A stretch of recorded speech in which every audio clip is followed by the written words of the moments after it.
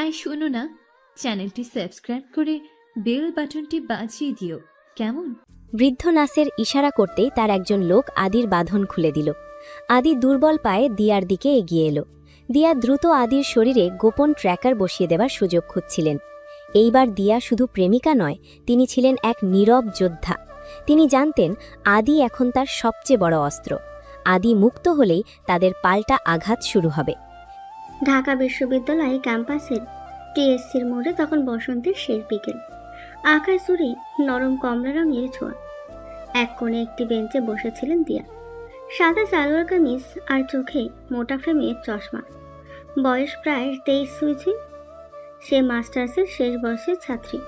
চেহারায় একটা শান্ত গভীর মনোযোগের ছাপ, চোখে এক ধরনের নীরব বিষাদ, যা কেবল বইয়ের পাতার অক্ষরগুলোই জানে। ঠিক তখনই এক রাশ তাজা বাতাসের মতো সেখানে এসে দাঁড়ালো আদি। ইউনিভার্সিটির সদ্য 2য় বর্ষের ছাত্র, 21ও এখনো পুরো হয়নি। চোখে তার তারুণ্যের চমককে আলো, চলে এলোমেলো ওঠেও, আর ঠোঁটে দুষ্টু হাসি। আদি বরাবরই টিএসসিতে এসে দিয়াকে খোঁজে, যদিও দিয়া কোনোদিন সরাসরি তার দিকে তাকাননি। তবু আদিকে দেখতে সে এখানে আসে। দিয়া আপু, একা কেন বসে আছেন? বইয়ে তো মুখ গুজে থাকেন সারাদিন। একটু তো আকাশ দেখুন। এই বসন্ত চলে গেলে তো আর এমন মেঘ দেখতে পাবেন না। দিয়া মাথা না তুলেই মৃদু হাসলেন। আদি, আপনি জানেন তো আমি এখন খুবই ব্যস্ত। ফাইল থিসিস জমা দিতে হবে। আর আপনি কেন বারবার আমাকে আপু বলছেন? এটা কি কোনো অফিসিয়াল সম্বোধন? আদি দিয়ার পাশে এক মুহূর্ত দ্বিধা না করে বসে পড়ল। দিয়ার কাছ থেকে খুব মিষ্টি এক ল্যাভেন্ডার ফুলের গন্ধ আসছিল। আপনাকে দিয়া বললে কেমন যেন বেয়াদবি মনে হয়। আপনি আমার চেয়ে 2 বছরের বড়, 3 বছরের সিনিয়র, আর দেখতে এত ম্যাচিউরড। এই ভার্সিটিতে আপনি তো আমার একমাত্র বস। কপাল কুঁচকে, আপনার সব কথার মধ্যে একটা দুষ্টুমি থাকে আদি। আমি আপনার বস নই, আর বয়সের পার্থক্যটা ভুলে যাবেন না। আদি বেঞ্চের ওপরের হাতল ধরে দিয়ার দিকে সামান্য ঝুঁকল। তার চোখে ছিল এক গভীর সরলতা। বয়সের পার্থক্য? 2 বছর তো একটা সেমিস্টারই পার হয়ে যায় আপু। আপনি কেন সবসময় এটা টেনে আনেন? আপনার গম্ভীর মুখ দেখলে আমার ভয় করে, কিন্তু কেন যেন মনটা বারবার আপনার কাছেই ছুটে আসে। আপনি কি খেয়াল করেছেন আমি আপনার জন্য রোজ টিএসসির এই বেঞ্চে বসে থাকি? দিয়া এবার বইটি বন্ধ করে আদিকে দেখলেন। তার চোখে মৃদু শাসন থাকলেও তার নিচে লুকিয়েছিল এক ধরনের ভালো লাগা। আমি খেয়াল করি, আর সে কারণেই আপনাকে বারবার দূরে থাকতে বলি। আমার জীবন আর আপনার জীবন দুটো সম্পূর্ণ আলাদা পথে যাচ্ছে। আমি এখন পেশাগত জীবনের দিকে তাকিয়ে, আর আপনি এখনো ভার্সিটির ফুরফুরে দিন উপভোগ করছেন। এই ভিন্নতাটা আপনি বোঝেন না কেন? আমি বুঝি দিয়া, আপনি হলেন শরৎকালের স্নিগ্ধ আকাশ, আর আমি গ্রীষ্মের উত্তপ্ত দুপুর। কিন্তু দুটো আকাশই তো একসময় এক হয়, তাই না? আমি আপনার এই নীরবতা, এই মনোযোগকে ভালোবাসি। আমার বন্ধু মহলে সবাই ফুর্তিবাজ মেয়েদের পিছনে ঘোরে, আর আমার ভালো লাগে আপনার এই শান্ত বিষাদকে। এই ভার্সিটিতে সবাই আপনাকে গুরুজন হিসেবে দেখে, কিন্তু আমি দেখি। একটু থেমে আদি খুব নিচু স্বরে বলল, আমি দেখি আমার প্রথম প্রেম। দিয়া চুপ হয়ে গেলেন। তার গাল দুটো সামান্য লাল হলো। তার জীবনে কেউ এতটা স্পষ্ট করে কথা বলেনি, বিশেষত তার চেয়ে ছোট কেউ। আদি, আপনি কি সত্যিই জানেন আপনি কি বলছেন? আমি এটা চাই না। এই সম্পর্কটা জটিল। প্রেম কখনো সহজ হয় না দিয়া। আপনি এই ভার্সিটির সব থেকে জটিল থিসিসটা লিখতে পারেন, আর একটা সহজ ভালোবাসার সম্পর্ককে জটিল বলছেন? আপনার এই বিষণ্ণতা, আপনার এই না বলা আমাকে আরো বেশি করে টানে। আপনি আমার জীবনের রুটিন ভেঙে দেওয়া একটা সুন্দর দুর্ঘটনা। দিয়া হঠাৎ উঠে দাঁড়ালেন, আর কথা বলতে চাইলেন না। আমাকে যেতে হবে, আপনি দয়া করে আর এসব বলবেন না। আদিও উঠে দাঁড়ালো, কিন্তু সে দিয়ার হাত ধরল না। সে শুধু একটা নরম হাসি দিয়ে টিএসসির মোড়ে তার দিকে তাকিয়ে রইল। আমি অপেক্ষা করব দিয়া। আমার সেমিস্টার শেষ হতে আরো 2 বছর বাকি। এই 2 বছর আমি রোজ আপনার জন্য এখানে অপেক্ষা করব। আপনি আমাকে না বলতে পারেন, কিন্তু আপনার হৃদয়ের গভীরে থাকা ভালো লাগাটা তো আর অস্বীকার করতে পারবেন না। আপনার ফাইনাল থিসিসটা একদিন শেষ হবে, কিন্তু আমাদের গল্পটার শেষ কথা হয়ে থাকবে। দিয়া কোনো উত্তর দিলেন না, শুধু তার চোখে এক গভীর দ্বিধা আর অজানা ভালোবাসার মিশ্রণ নিয়ে টিএসসির মোড় ছাড়িয়ে ধীরে ধীরে হেঁটে গেলেন। আদি তখনও দাঁড়িয়ে, যেন সে বিশ্বাস করে তার অপেক্ষা একদিন শেষ হবে। দিয়া হয়তো আজ চলে গেলেন, কিন্তু তার হৃদয়ে সেই তরুণ ছেলেটির প্রথম প্রেম ইতিমধ্যে তার শেষ কথা লিখে ফেলেছে। দিয়ার চলে যাওয়ার পরেও আদি দাঁড়িয়ে রইল অনেকক্ষণ। টিএসসির মোড়ে মানুষের ভিড় কমে এসেছে, কিন্তু তার চোখে তখন শুধু দিয়ার শান্ত মুখটাই ভাসছে। পরের দিন সকালে ভার্সিটির লাইব্রেরিতে দিয়া যখন গবেষণা করছেন, তখন নিঃশব্দে তার সামনে একটি কফি কাপ রাখলো আদি। অবাক হয়ে, আদি আপনি? আমি তো আপনাকে আসতে বলিনি। আদি বসলো না, কেবল হাসলো। জানি বলেননি, কিন্তু আপনি সারা রাত জেগে কাজ করেছেন। আপনার এই গভীর মনোযোগের জন্য আমার পক্ষ থেকে এটা সামান্য উৎসাহ। আর একটা জিনিস, আদি তার ব্যাকপ্যাক থেকে একটি ভাঁজ করা কাগজ বের করে দিয়ার দিকে এগিয়ে দিল। এটা আমার 3rd সেমিস্টার পরীক্ষার রেজাল্ট। দিয়া কৌতূহলী হয়ে কাগজটা খুললেন। অবাক হয়ে দেখলেন আদি প্রায় সব বিষয়ে A+ পেয়েছে। আগে সে এত ভালো ছাত্র ছিল না। এটা কিভাবে সম্ভব? আপনার রেজাল্ট তো এতটা ভালো ছিল না। হাসি মুখে, প্রেম মানুষকে বদলে দেয় দিয়া। আপনি বলেছিলেন আমাদের জীবন দুটো আলাদা পথে যাচ্ছে। আমি প্রমাণ করতে চাইলাম আমি আপনার জীবনের পথের যোগ্য সঙ্গী হতে পারি। আপনি আমার জীবনের অনুপ্রেরণা। এখন আমার জীবনে শুধু ফুরফুরে দিন উপভোগ করা রুটিন নয়, আপনার পাশে থাকার যোগ্য হওয়াটাই আমার প্রধান রুটিন। দিয়ার চোখ ভরে উঠল। এই ছেলেটা তার সব নীরবতা ভেঙে সব কঠিন যুক্তিকে পেছনে ফেলে দিয়েছে তার সরল ভালোবাসা দিয়ে। দিয়া তার জীবনে কোনোদিনই এতটা গুরুত্ব পাননি। বয়সের ব্যবধানের কারণে সবাই তাকে একটু দূরত্ব রেখেই চলতো। আপনার এই পরিবর্তন, এটা আমাকে ভাবাচ্ছে। আপনি সত্যিই খুব সিরিয়াস। গভীর আবেগে, আপনার চেয়ে বেশি সিরিয়াস কিছু আমার জীবনে আর নেই দিয়া।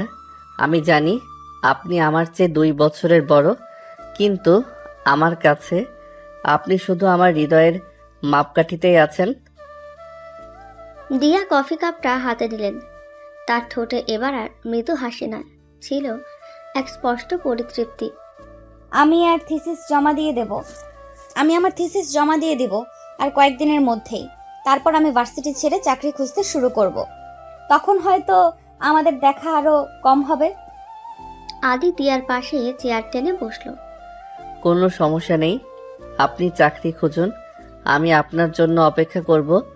আপনার অফিস যেখানে হবে, আমার জীবনে নতুন রুটিন সেখানেই শুরু হবে। আমি ভার্সিটির বাইরেও আপনার জন্য অপেক্ষা করতে রাজি আছি।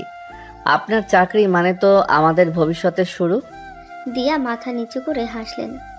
তার সকল দ্বিধা আর ভয় দূর হয়ে গেছে। এই তারুণ্যের ভালোবাসা তার কাছে এখন এক নতুন শক্তির প্রতীক। তিনি বুঝতে পারলেন ভালোবাসা কখনো বয়স বা প্রতিষ্ঠানের গণ্ডি মানে না। আচ্ছা ঠিক আছে, আমার আর আপনার মধ্যে যে বয়সের ব্যবধান আছে সেটা তো আর অস্বীকার করা যায় না সমাজের চোখে। এটা কিছুটা। দিয়ার কথা শেষ না করতে দিয়ে, সমাজের চোখকে উপেক্ষা করার সাহস আমার আছে দিয়া। আপনার সেই সাহস নেই। আপনি তো আমার গুরুজন, আমাকে সাহস দিন।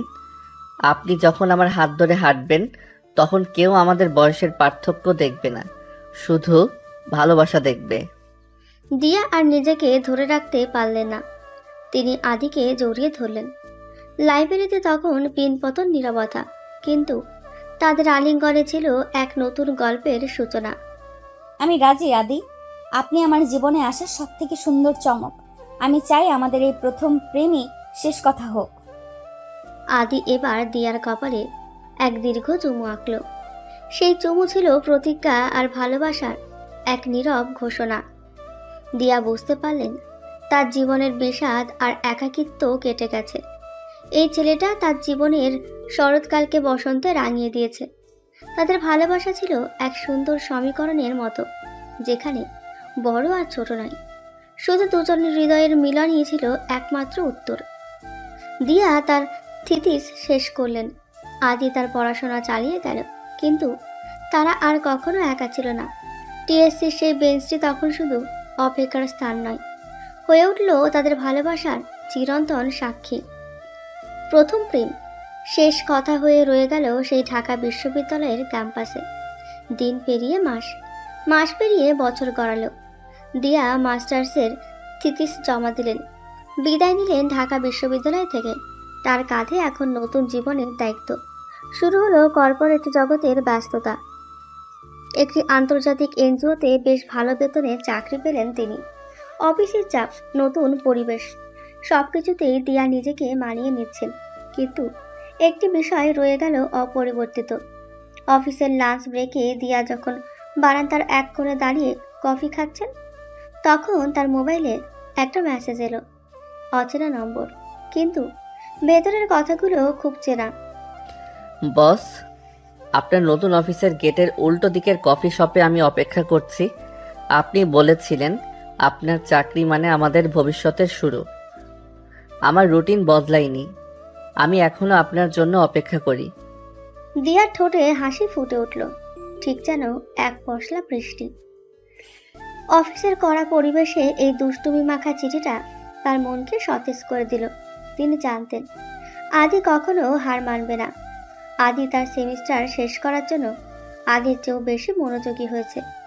দিয়া চলে যাওয়ার পর টিএসসির সেই বেঞ্চটি এখন আদির পড়াশোনা আর অপেক্ষার স্থায়ী ঠিকানা। উত্তর দিলেন, অফিস থেকে বের হতে দেরি হবে। আপনি কি এখনো টিএসসিতেই আছেন? আমি তো আপনাকে আগেই বলেছি, টিএসসি এখন শুধু আমার ক্লাসের রুটিন, আর আপনি আমার জীবনের রুটিন। আমি আপনার নতুন অফিসের পাশেই একটি কোচিং সেন্টারে এখন পড়াচ্ছি। আপনার লাঞ্চ ব্রেকে 10 মিনিট সময় দেবেন? একটা জরুরি আলোচনা আছে। লাঞ্চ ব্রেকে দিয়া কফি শপে গেলেন। আদি আগের মতোই হাসি খুশি, তবে তার চোখে এখন আরও বেশি দৃঢ়তা। সে সাদার বদলে গাঢ় নীল শার্ট পরেছে, এলোমেলো চুলগুলো খানিকটা পরিপাটি। আদি, আপনি এখানে কোচিং করাচ্ছেন? এত সিরিয়াস হয়ে গেলেন? আপনাকে যে আমার জীবনে চাই দিয়া, আর আপনি তো আর ফুরফুরে দিনের সঙ্গী নন, তাই আমারও সিরিয়াস হতে হলো। এই দেখুন। আদি তার মানিব্যাগ থেকে একটা ছোট হলুদ কার্ড বের করে দিয়ার দিকে এগিয়ে দিল। তাতে লেখা, Diya's dream foundation for Adi's dreams foundation for underprivileged students. আমি আমার জমানোর টাকা দিয়ে একটা ছোট্ট ফাউন্ডেশন শুরু করেছি। আপনার থিসিস ছিল সমাজের সুবিধা বঞ্চিত মানুষদের নিয়ে। আমি চেয়েছিলাম আপনার স্বপ্নের সাথে আমার বাস্তবতাকে মেলাতে। আপনার মতো করে সমাজের জন্য কিছু করতে চাই। দিয়ার চোখ আবার জলে ফিরল। এই ছেলেটি শুধুমাত্র প্রেমেই নয়, তার জীবনের আদর্শ সঙ্গী হতে চাইছে। এটা তাকে ভীষণভাবে নাড়া দিল। আদি, আপনি আমাকে সবসময় অবাক করেন। আপনি সত্যিই আমার জীবনের সব থেকে সুন্দর দুর্ঘটনা। তাহলে কি এই দুর্ঘটনাকে আপনি আপনার জীবনের গল্পে পরিণত করবেন দিয়া? আর 1 বছর পর আমার গ্র্যাজুয়েশন, তার আগে আমি নিজেকে আপনার পাশে থাকার যোগ্য করে তুলতে চাই। আমরা কি আমাদের সম্পর্কটা আনুষ্ঠানিকভাবে শুরু করতে পারি? দিয়া এক মুহূর্ত চিন্তা করলেন না, তিনি মাথা নেড়ে সম্মতি জানালেন। কফি শপের ভিড়ের মধ্যে সেই দিনই তাদের নতুন অধ্যায় শুরু হলো। দিয়ার বিষাদ কেটে গিয়ে সেখানে স্থান নিল এক গভীর ভালোবাসা ও নতুন স্বপ্নের আলো। আদি তাদের বয়সের ব্যবধানকে ভুলে তার তারুণ্যের সাহস আর ভালোবাসার গভীরতা দিয়ে প্রমাণ করল প্রথম প্রেমই শেষ কথা হতে পারে। তাদের ভালোবাসার গল্পটি টিএসসির বেঞ্চ আর ব্যস্ত শহরের কফি শপের মাঝখানে এক নতুন সমীকরণে জয়ী হলো। দিয়া এবং আদির সম্পর্কের আনুষ্ঠানিক যাত্রা শুরু হলো। দিয়া কর্পোরেট জগতের ব্যস্ততার মাঝেও সময় খুঁজে নিতেন আদির জন্য।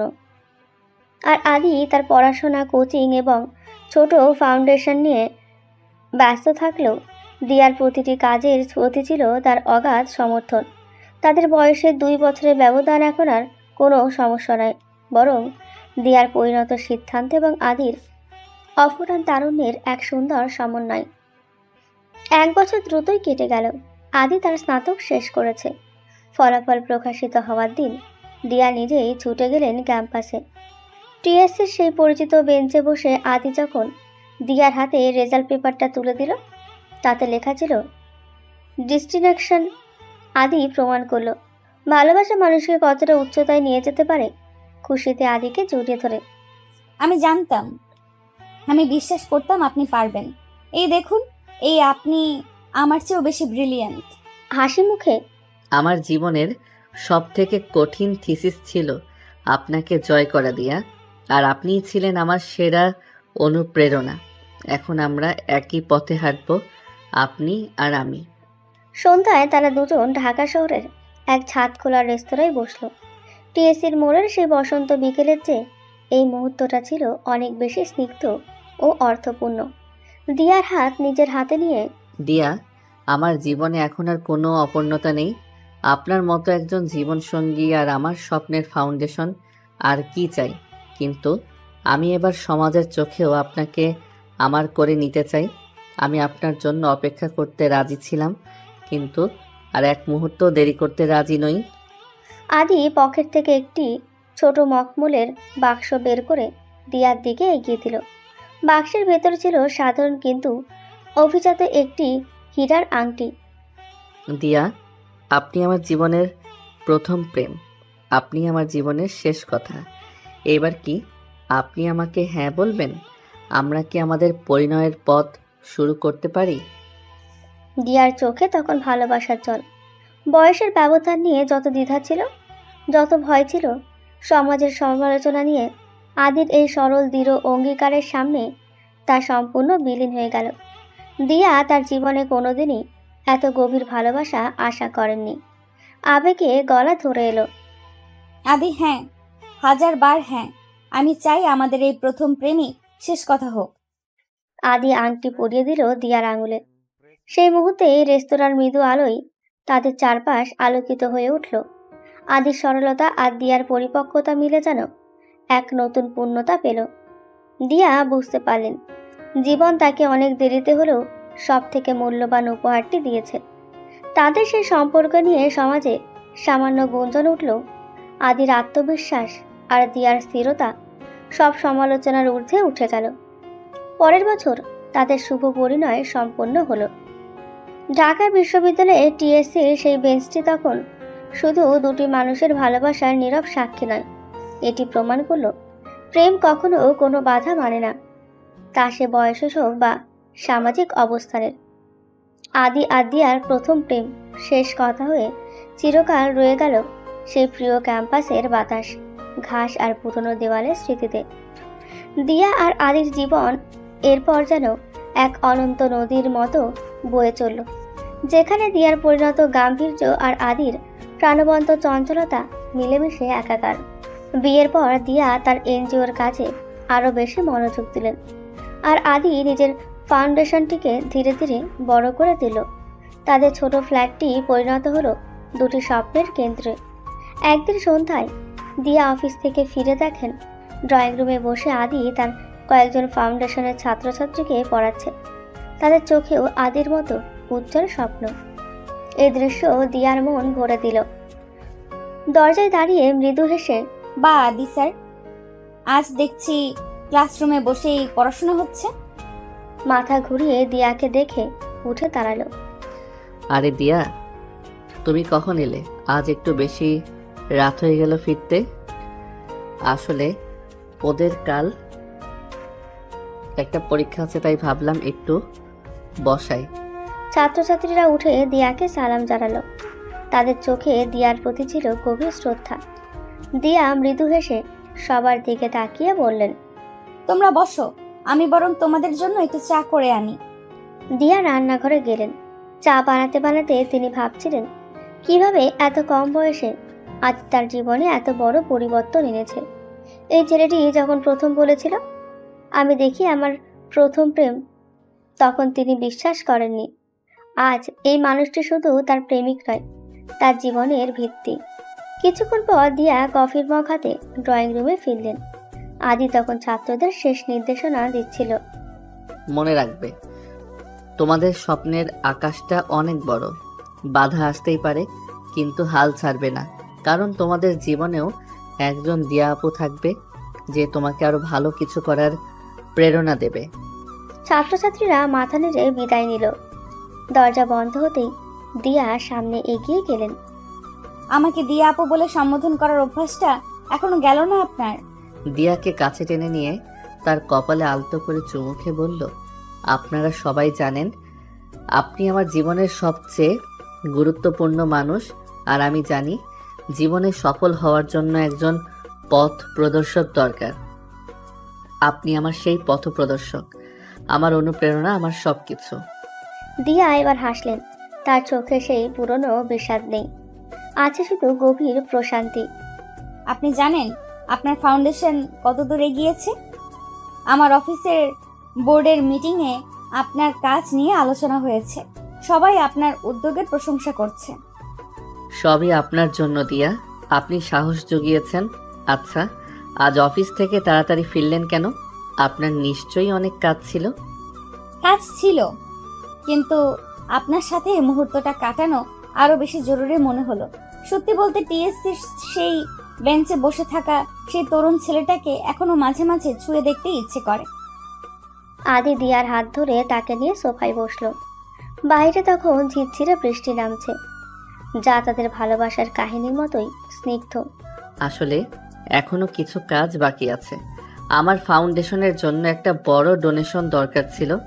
আমি চেষ্টা করছি যেন সামনের মাসেই সেটা নিশ্চিত করতে পারি। আমি আপনাকে সাহায্য করতে পারি? না দিয়া, এটা আমার লড়াই। আমি চাই আমার নিজের যোগ্যতায় এই কাজটা করতে। আপনি আমাকে ভালোবাসা দিয়ে, সাহস দিয়ে সাহায্য করেছেন, সেটাই আমার জন্য যথেষ্ট। আর তাছাড়া মনে আছে আপনি বলেছিলেন আপনার থিসিস সমাজের সুবিধা বঞ্চিত মানুষদের নিয়ে। আমি সেই স্বপ্নটাকেই বাস্তবে রূপ দিতে চাইছি। দিয়া গভীরভাবে শ্বাস নিলেন। তিনি অনুভব করলেন তাদের গল্পটা এখন শুধু প্রেম নয়, এটা একটা দায়িত্ব, একটা স্বপ্ন পূরণের সহযাত্রা। প্রথম প্রেম, শেষ কথা হয়ে তারা একে অপরের পাশে দাঁড়িয়েছিল, আর এখন তারা একসাথে নতুন দিগন্তের দিকে এগিয়ে চলেছে, যেখানে তাদের ভালোবাসার সমীকরণ সবসময় জয়ী। দিয়া আর আদির সাধারণ জীবনটা এক সন্ধ্যায় এক ঠান্ডা কাঁপুনি দিয়ে পাল্টে গেল। সেই রাতে যখন বাইরের আবছা আলোয় দিয়া তার এনজিওর একটা জটিল ফাইল দেখছিলেন, তখন আদি তার ফাউন্ডেশনের জন্য কাজ করছিল। হঠাৎই তাদের ল্যাপটপ স্ক্রিনে একটা রহস্যময় এনক্রিপ্টেড মেসেজ ভেসে উঠল। মেসেজটা বাংলা এবং ইংরেজিতে অদ্ভুত সাংকেতিক চিহ্ন দিয়ে লেখা, কিন্তু তার মর্মার্থ ছিল স্পষ্ট। আদিস ড্রিম ফাউন্ডেশন, থামো, নয়তো তোমাদের প্রথম প্রেম শেষ কথা হবে না। আতঙ্কিত চোখে আদির দিকে তাকিয়ে, আদি, এটা কি? আমি আমি এটা কোথায় দেখেছি যেন? আদি দ্রুত মেসেজটি স্ক্যান করে। তার মুখে চেনা দুষ্টুমি উধাও, এখন সেখানে তীক্ষ্ণ মনোযোগ ও কঠোরতা। এনক্রিপশনটা খুব পুরনো টেকনিকের। মনে হচ্ছে কেউ একজন আমাদের কাজকে খুব কাছ থেকে ফলো করছে। কিন্তু কেন? আমরা তো শুধু সুবিধা বঞ্চিত ছাত্রদের নিয়ে কাজ করি। ফাইল থেকে চোখ সরালেন না। আদি, আমার থিসিস মনে আছে? সমাজের যে অংশকে নিয়ে আমি গবেষণা করেছিলাম, তারা আসলে একটা অন্ধকার চক্রের কবলে। সেই চক্র সুবিধা বঞ্চিতদের ব্যবহার করে অবৈধ কাজ করাতো। আমার ধারণা আপনার ফাউন্ডেশন অজান্তেই তাদের সাম্রাজ্যে হাত দিয়েছে। দিয়ার শান্ত চোখের গভীরে চাপা আতঙ্ক। তিনি আর কোনো সাধারণ মাস্টার্সের ছাত্রী নন, তিনি এক দুর্গম পথের গবেষক। আদি তার ল্যাপটপে দ্রুত মেসেজের উৎস খোঁজার চেষ্টা করতে লাগলো। তার তরুণ মনের চঞ্চলতা এখন ঝড়ের গতিতে কাজ করছে। উৎস ট্র্যাক করা যাচ্ছে না, তারা খুব সতর্ক। তবে মেসেজের শেষে একটা ক্ষুদ্র জিও ট্যাগ আছে, যেটা টিএসসির মোড়ের কাছাকাছি একটা পুরনো পরিত্যক্ত গুদামের দিকে ইঙ্গিত করছে। এটা কি কাকতালীয়, দিয়া? ঠোঁট কামড়ে ধরে কাকতালীয় নয় আদি, এটা একটা বার্তা। টিএসসি আমাদের গল্পের শুরু, আর তারা সেই আমাদের শেষ করতে চাইছে। এই হুমকিটা শুধু আপনার ফাউন্ডেশনকে থামানোর জন্য নয়, এটা আমাদের ব্যক্তিগত জীবনে আঘাত হানার একটা চেষ্টা। দিয়ার কথায় একটা অজানা ভয় আদির শীততারা দিয়ে নেমে গেল। সেই মুহূর্তে তাদের ঘরের বাইরে একটা ক্ষীণ শব্দ হলো, যেন কেউ খুব সন্তর্পণে দরজায় টোকা দিচ্ছে। দিয়ার দিকে ফিসফিস করে পুলিশকে জানাতে হবে। দৃঢ় চোখে না, থিসিস জমা দেওয়ার সময়ও আমি কিছু অদ্ভুত নজরদারি টের পেয়েছিলাম। এই চক্রটা সাধারণ নয়। পুলিশকে জানালে হয়তো আরো বেশি নজরদারিতে চলে যাবে। আমরা আগে দেখি তারা আসলে কি চায়। আমরা টিএসসির সেই জায়গায় যাব না। কিন্তু আমার মনে আছে সে পুরনো গুদামটা, ওটা আসলে ইউনিভার্সিটির এক প্রাক্তন ডিনের সম্পত্তি, যার বিরুদ্ধে দুর্নীতির অভিযোগ ছিল। ডিন, আপনি কি বলতে চাইছেন আমাদের গল্পের শেষ কথা সেই ডিনের ষড়যন্ত্রের সাথে যুক্ত? দিয়া মাথা নেড়ে হ্যাঁ বললেন। তার হাতে তখন একটা কাচের গ্লাস কাঁপছিল। প্রথম প্রেমের সমস্ত মিষ্টি স্মৃতি যেন এক লহমায় এক জটিল রহস্যের জালে আটকে গেল। পরের দিন আদি তার ক্লাসের কথা বলে অফিস থেকে বেরিয়ে গেল, কিন্তু সে টিএসসিতে গেল না, গেল সেই পুরনো গুদামটির বিপরীতে থাকা একটা গোপন আস্তানায়। দিয়া তাকে একটা লুকানো রেকর্ডিং ডিভাইস দিয়েছে, যা তার গলার লকেটের ভেতরে লুকানো। নিজের মনে, দিয়া, তুমি আমার বস, তোমার প্ল্যান মতোই চলবো, কিন্তু আমি তোমাকে আর কোনো বিপদে পড়তে দেব না। সে গুদামের দিকে সতর্ক চোখে তাকিয়ে রইল। গুদামের ভেতর থেকে অস্পষ্ট ফিসফিস আর যন্ত্রের ঘর ঘর আওয়াজ আসছে। আদি বুঝতে পারল শুধু ছাত্রদের নিয়ে কাজ নয়, সে এক বিশাল অন্ধকার জালের সামনে এসে দাঁড়িয়েছে। প্রথম প্রেম এখন পরিণত হয়েছে এক নিষিদ্ধ আলোর সন্ধানে। আদি তার তারুণ্যের চমকে আলো আর এখনকার তীক্ষ্ণ সতর্কতা দিয়ে গুদামটির উল্টো দিকের ভাঙা বাড়ির দোতলার এক জানালার আড়াল থেকে অপেক্ষা করছিল। টিএসসির দিক থেকে আসা আলোয় গুদামের ভাঙা দরজাটা মাঝে মাঝে ঝলসে উঠছিল, যেন ভেতরে লুকিয়ে থাকা বিপজ্জনক সত্য বাইরে আসতে চাইছে। হঠাৎ রাত প্রায় 10টা নাগাদ একটি কালো রঙের পুরনো জিপ এসে গুদামের সামনে থামল। ড্রাইভারের আসন থেকে যে লোকটি নামল, তাকে দেখে আদির শরীর শীতল হয়ে গেল। লোকটি আর কেউ নয়, ডক্টর নাসের, ঢাকা বিশ্ববিদ্যালয়ের সে প্রাক্তন ডিন, যার দুর্নীতির অভিযোগ নিয়ে দিয়ার থিতিসে পরোক্ষভাবে উল্লেখ ছিল। তার চোখ দুটো সবসময় হিংস্র ও শিথিল থাকত। ফিসফিস করে গলার লকেটের রেকর্ডারটা চালু করে, নাসের, দিয়ার অনুমান ঠিক ছিল। ডক্টর নাসের দ্রুত গুদামে প্রবেশ করলেন। এরপর দরজাটা ভেতর থেকে বন্ধ করার শব্দ পাওয়া গেল। আদি আর দেরি না করে ভাঙা দেওয়ালের ফাঁক দিয়ে গুদামের পেছনে চলে গেল। সেখানে একটা ছোট প্রায় বন্ধ জানালা দেখতে পেল সে। মনে মনে, এই পথেই ঢুকতে হবে, ভয় পেলে দিয়াকে রক্ষা করতে পারবো না। সে সাবধানে জানালাটা খুলে ভেতরে প্রবেশ করলো। ভেতরে স্যাঁতসেঁতে মেঝে, পুরনো কাঠের বাক্স আর রাসায়নিকের কটু গন্ধ। একটা আবছা হলুদ বাল্ব চলছিল, যেখানে ডক্টর নাসের একজন ভগ্ন স্বাস্থ্য তরুণীর সাথে কথা বলছিলেন। তরুণীটি ভয়ে জড়সড় হয়েছিল। কর্কশ্বরে, তোরা সবাই আমার হাতে আদির ফাউন্ডেশনে যাচ্ছিস কেন? আমি তোদের খাবার দেই, তোদের থাকার জায়গা দেই, আর তোরা কিনা সেই দিয়া নামের মেয়েটার ছোকছোকানি নিয়ে আসছিস। তোদের ভুলে গেলে চলবে না, এই গুদামটা আমার গুপ্তধনের ভাণ্ডার। তোরা আমার সোনালী মুরগি। আর্তনাদ করে, স্যার, আমরা শুধু একটু পড়াশোনা করতে চেয়েছিলাম। আদি ভাইয়ারা আমাদের ভালো থাকার স্বপ্ন দেখায়। এক ঝটকায় তরুণী চুলের মুঠি ধরে, স্বপ্ন? তোদের স্বপ্ন দেখার অধিকার নেই। তোরা শুধু আমার অবৈধ পাচারের মাল। তোদের দিয়েই আমি কম দামে শ্রমিক খাটাই, আর তোরা আর তোর দিয়া আপু সেই থিসিস লিখে আমার সব ব্যবসা নষ্ট করতে চেয়েছিল।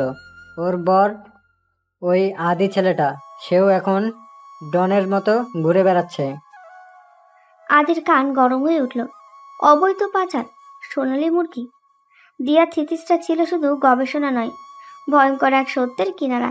ঠিক তখনই ডক্টর নাসেরের চোখ পড়ল জানালার পাশে রাখা একটি খালি টিনের ক্যানের উপর। ক্যানটা টলমল করছে, সন্দেহের চোখে চারপাশে তাকিয়ে। কে আছে সেখানে? বেরিয়ে আয়। আদের হৃৎপিণ্ড ড্রামের মতো বাজছে। সে নিজেকে একটা বড় কাঠের বাক্সের আড়ালে লুকিয়ে ফেলল। হাতে একটা জংধরা লোহার রড তুলে নিল, যেটা সে ঢোকার সময় খুঁজে পেয়েছিল। তার বন্দুক বের করে, কেউ যদি না বের হয় তাহলে এই মেয়েটার গল্প আজকেই শেষ করে দেব। বেরিয়ে আয়। তরুণীটি ভয়ে কেঁদে উঠল। আদি বুঝলো এখন সময় নেই। সে এক মৃত্যু ঝাঁপ দিয়ে নাসেরের উপর ঝাঁপিয়ে পড়ল। রোহার ডট গিয়ে লাগলো নাসেরের হাতের বন্দুকের উপর। বন্দুক ছিটকে পড়ল দূরে। গুদামের ভেতরে শুরু হলো এক অন্ধকার অসম লড়াই। আদির তরুণের শক্তি আর নাসেরের পেশাদার ক্ষিপ্রতা, দুজনের মধ্যে চলছে টিকে থাকার যুদ্ধ। চিৎকার করে, দিয়া, আমি আসছি। লড়াইয়ের তীব্রতায় হলুদ বাল্বটা দপদপ করে নিভে গেল। গুদাম ডুবে গেল গভীর অন্ধকারে। শুধু দুজনের উন্মত্ত শ্বাস প্রশ্বাস আর দস্তাদস্তির শব্দ শোনা যাচ্ছে। আদি বুঝতে পারল এই যুদ্ধটা শুধু তার বা দিয়ার নয়, এটা সেই সব সুবিধা বঞ্চিত স্বপ্নগুলোকে বাঁচানোর যুদ্ধ, যাদের জন্য সে আর দিয়া প্রথম প্রেমকে শেষ কথা করতে চেয়েছিল। অন্ধকার গুদামের ভেতরে সেই ধস্তাধস্তি যেন এক হিংস্র পশুর লড়াই। ডক্টর নাসেরের ক্রোধ ছিল গভীর, আর আদির বাঁচার তাগিদ ছিল অপ্রতিরোধ্য। নাসেরের হাতের ধারালো আংটি আদির কপালে গভীর ক্ষত সৃষ্টি করলো। গরম রক্ত দ্রুত গাল বেয়ে নামতে শুরু করলো। ব্যথায় চোখ বন্ধ করে ফেলল। দিয়ার মুখটা মনে পড়তেই আদি আবার দৃঢ় হলো। এই লড়াইয়ে হারলে শুধু তার জীবনের সমাপ্তি হবে না, দিয়া আর তার স্বপ্নেরও অবমৃত্যু করবে।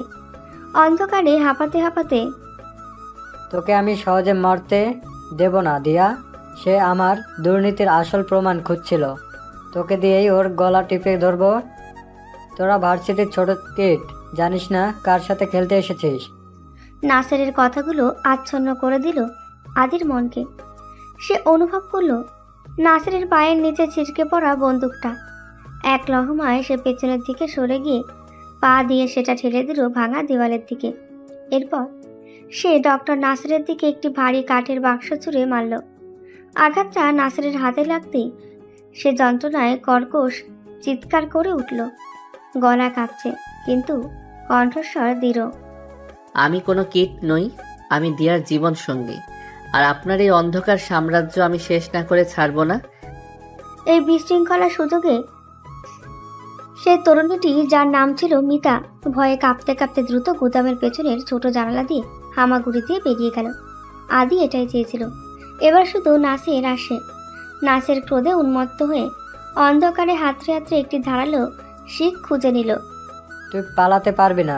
তোদের প্রথম প্রেম আজ মৃত্যুর শেষ কথা হবে। ঠিক সেই মুহূর্তে দিয়া তাদের ফ্ল্যাটে বসে ভীষণ অস্থিরতায় ভুগছিলেন। আদি চলে যাওয়ার পর প্রায় 2 ঘন্টা কেটে গেছে। হঠাৎই তার মোবাইলে একটা অচেনা নম্বর থেকে কল এলো। সন্দেহ নিয়ে রিসিভ করলেন। হ্যালো। ভয়ে কাঁপতে কাঁপতে ফিসফিস করে, দিয়া আপু, আমি মিতা। আদি ভাইয়ের বিপদে। গুদাম তিনি পাচার করেন। আদি ভাইয়ের কপাল থেকে রক্ত বেরোচ্ছে। দিয়ার সারা শরীরে ঠান্ডা স্রোত বয়ে গেল। আদির কপাল থেকে রক্ত।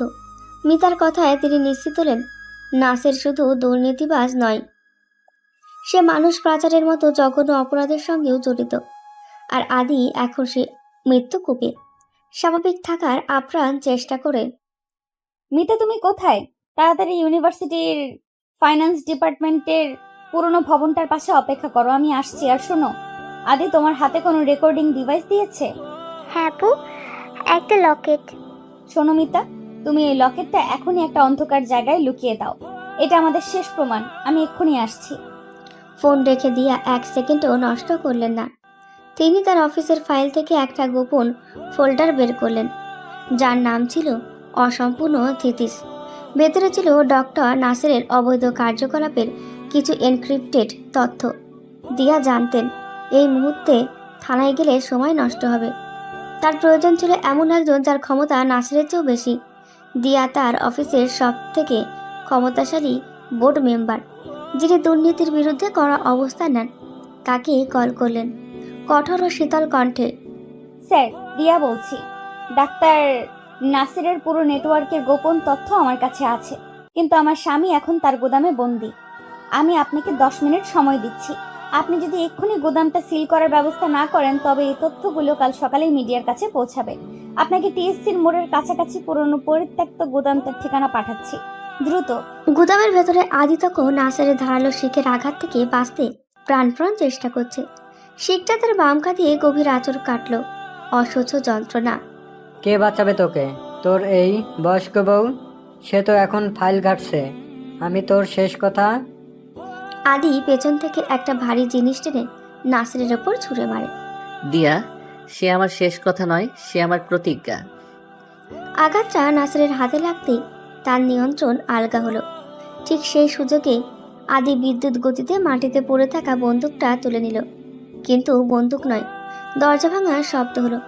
বাইরে থেকে পুলিশের সাইরেনের ভয়ঙ্কর শব্দ গুদামকে ঘিরে ফেলল। নাসিরের চোখে ভয়ঙ্কর আতঙ্ক। সে পালাতে চাইল, কপালের রক্ত মুছতে মুছতে টলতে টলতে বন্দুক তাক করে। কোথায় যাচ্ছেন স্যার? আপনার গুপ্তধন ছেড়ে? আমার দিয়া আপনাকে পালাতে দেবে না। নাসিরের চোখে তখন কেবলই পরাজয়ের ছায়া। দিয়ার তীক্ষ্ণ বুদ্ধি আর আদির সাহসী প্রথম প্রেম দুটো মিলে এক ভয়ঙ্কর অন্ধকারকে পরাজিত করল। পুলিশের আলোয় যখন আদি গুদামের বাইরে এলো, তার জামায় রক্তের দাগ, কপালে গভীর ক্ষত, তখন সে দেখল দিয়া একপাশে দাঁড়িয়ে, চোখে গভীর জল এবং তীব্র ভালোবাসা নিয়ে তার দিকে তাকিয়ে আছে। দৌড়ে এসে আদিকে জড়িয়ে ধরলেন, ফিসফিস করে। আপনি আমাকে ভয় দেখিয়েছিলেন আদি, কিন্তু আপনিই আমার আসল হিরো। দিয়ার কপালে চুমুখে দুর্বল হাসি দিয়ে। আমি আপনার বস দিয়া, আর বসদের রক্ষা করা আমার রুটিন। আমাদের গল্পটা আমাদের প্রথম প্রেম, শেষ কথা হবেই। সেই দিন টিএসসির মোড়ের কাছাকাছি থাকা সে অন্ধকার গুদামটি হয়ে গেল আলোর এক প্রতীক। দিয়া আর আদির ভালোবাসার বন্ধন আরও গভীর হলো, যা শুধু বয়সের ব্যবধানই নয়, মৃত্যু ঝুঁকি ও ভয়ঙ্কর ষড়যন্ত্রকেও অতিক্রম করেছিল। তারা প্রমাণ করল, ভালোবাসার গভীরে যদি নীতিবোধ আর সাহস থাকে, তবে তা যে কোনো থ্রিলারের ক্লাইম্যাক্সের চেয়েও শক্তিশালী। অন্ধকার গুদামের সেই ঘরটার পর অনেক জল গড়িয়ে গেছে। ডক্টর নাসির এবং তার সহযোগী চক্রের পর্দা ফাঁস হলো। দিয়ার অসম্পূর্ণ থিসিস এখন আর শুধু গবেষণার পত্র নয়, এটি ছিল অপরাধীদের মুখোশ উন্মোচনকারী একটি দলিল। আদি তার জীবনের প্রথম গুরুতর আঘাত পেল বটে, কিন্তু তার দৃঢ়তা ও সাহস তাকে এনে দিল এক নতুন পরিচয়। সারা দেশের মানুষ জানতে পারল, এক তরুণ প্রেমিক শুধু প্রেমের কবিতা লেখে না, অন্যায়ের বিরুদ্ধে লৌহ কঠিন হয়ে দাঁড়াতেও পারে। আদির কপালে সেই আঘাতের গভীর ক্ষত শুকিয়ে একটা আবছা রেখা তৈরি করলো, যা দিয়ার কাছে এখন সাহসের প্রতীক। এক সন্ধ্যাবেলায় আদির ক্ষতচিহ্নের দিকে আলতো হাত বুলিয়ে, এই দাগটা মুছে গেলে তো ভালো হতো আদি। দিয়ার হাত ধরে তার গাল চেপে ধরে। না দিয়া, এটা আমার জীবনের একটা টার্নিং পয়েন্টের দলিল। এটা মনে করিয়ে দেয় আমাদের এই প্রেম কতটা কঠিন পথের ওপর দিয়ে হেঁটেছে, আর এটা প্রমাণ করে আপনি কতটা সঠিক ও শক্তিশালী ছিলেন। নাসিরের পতনের পর তার অবৈধভাবে দখল করা সমস্ত সম্পত্তি সরকার বাজেয়াপ্ত করে। দিয়া তার এনজিওর ক্ষমতা এবং আইনি জ্ঞান কাজে লাগিয়ে সেই সম্পদের একটি বড় অংশ আদির ড্রিম ফাউন্ডেশনের জন্য মঞ্জুর করালেন।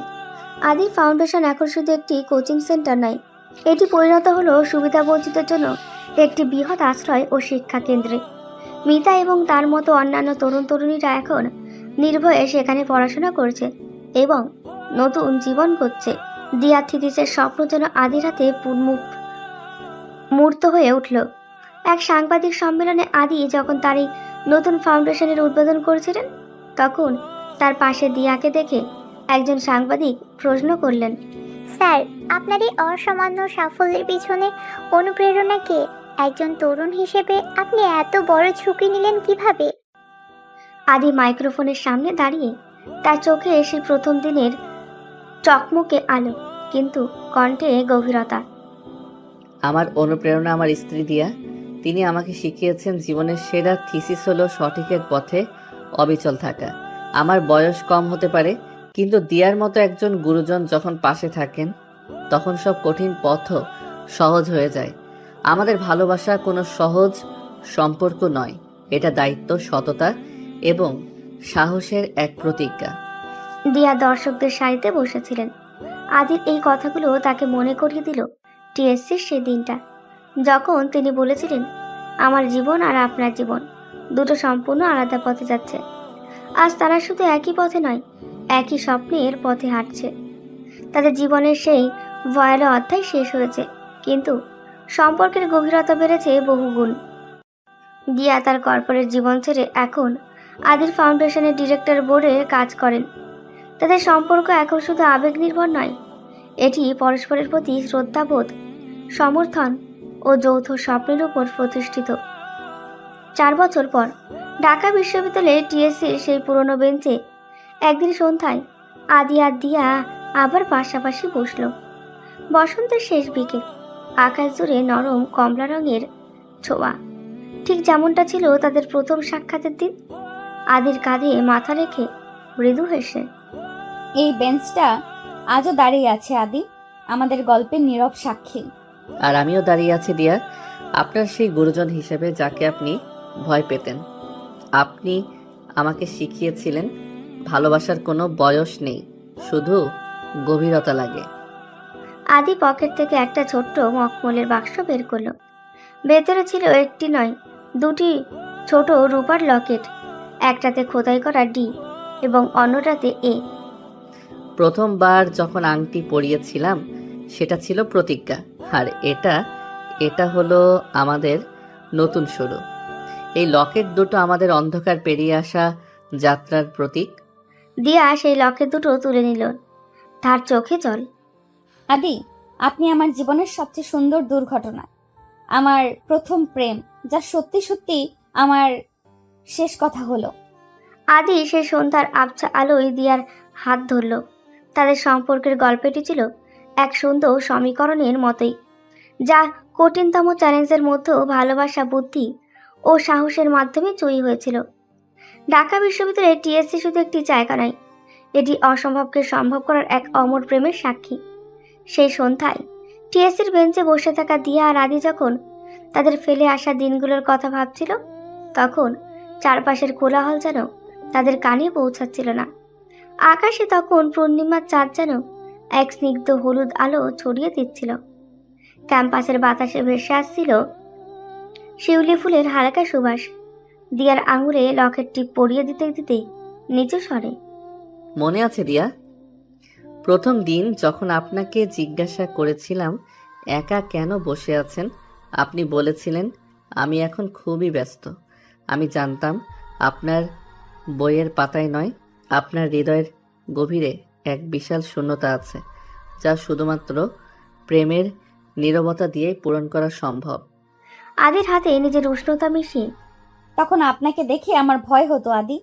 আপনি আমার জীবনে আসা রুটিন ভাঙার এক চ্যালেঞ্জ ছিলেন। আমি ভাবতাম এই তারুণ্যের চঞ্চলতা আমার পরিণত জীবনকে এলোমেলো করে দিবে, কিন্তু আজ বুঝি আপনি সেই চঞ্চলতাই আমার জীবনে নতুন প্রাণ এনেছে। আদি দিয়ার দিকে সামান্য ঝুঁকল। চাঁদের আলোয় দিয়ার মুখে এক অদ্ভুত স্নিগ্ধতা। তার মোটা প্রেমের চশমাটা এখন নেই, আছে শুধু প্রেমের গভীর চাহনি। আপনি আমার চেয়ে 2 বছরের বড়, 3 বছরের সিনিয়র, এসব যুক্তি দিয়ে আমাকে দূরে ঠেলে দিতেন, কিন্তু আমি জানতাম আমাদের হৃদয়ের মাপকাঠিতে কোনো বয়স নেই। আপনি যখন আমাকে প্রথম জড়িয়ে ধরলেন লাইব্রেরিতে, সেই আলিঙ্গনে আমি আমার জীবনের সবথেকে জটিল প্রশ্নের উত্তর পেয়ে গিয়েছিলাম। আর আপনি আমার সেই বিষণ্ণতাকে আপনি ভালোবেসেছিলেন, আমার নীরবতাকে আপনি আপনার প্রথম প্রেম বলেছিলেন। আপনার সেই সরল স্বীকারোক্তি আমার সব দ্বিধা ভেঙে দিয়েছিল। ওই যে দেখুন। দিয়া হাত তুলে টিএসসির মোড়ের দিকে দেখালেন। সেখানে একদল তরুণ তরুণী গিটার বাজাচ্ছে। দূর থেকে ভেসে আসছে প্রেমের এক পরিচিত মুখ। ওই সময় আমার মনে হয়েছিল সময় থমকে যায়।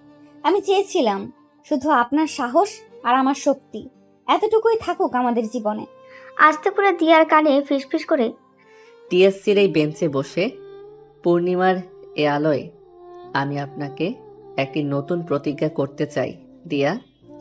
আমাদের সম্পর্ক এখন সব বিপদ, সব জটিলতা পেরিয়ে এসেছে। আমি শুধু আপনার পাশে থাকতে চাই না, আমি আপনার প্রতিটি নীরবতাকে বুঝতে চাই।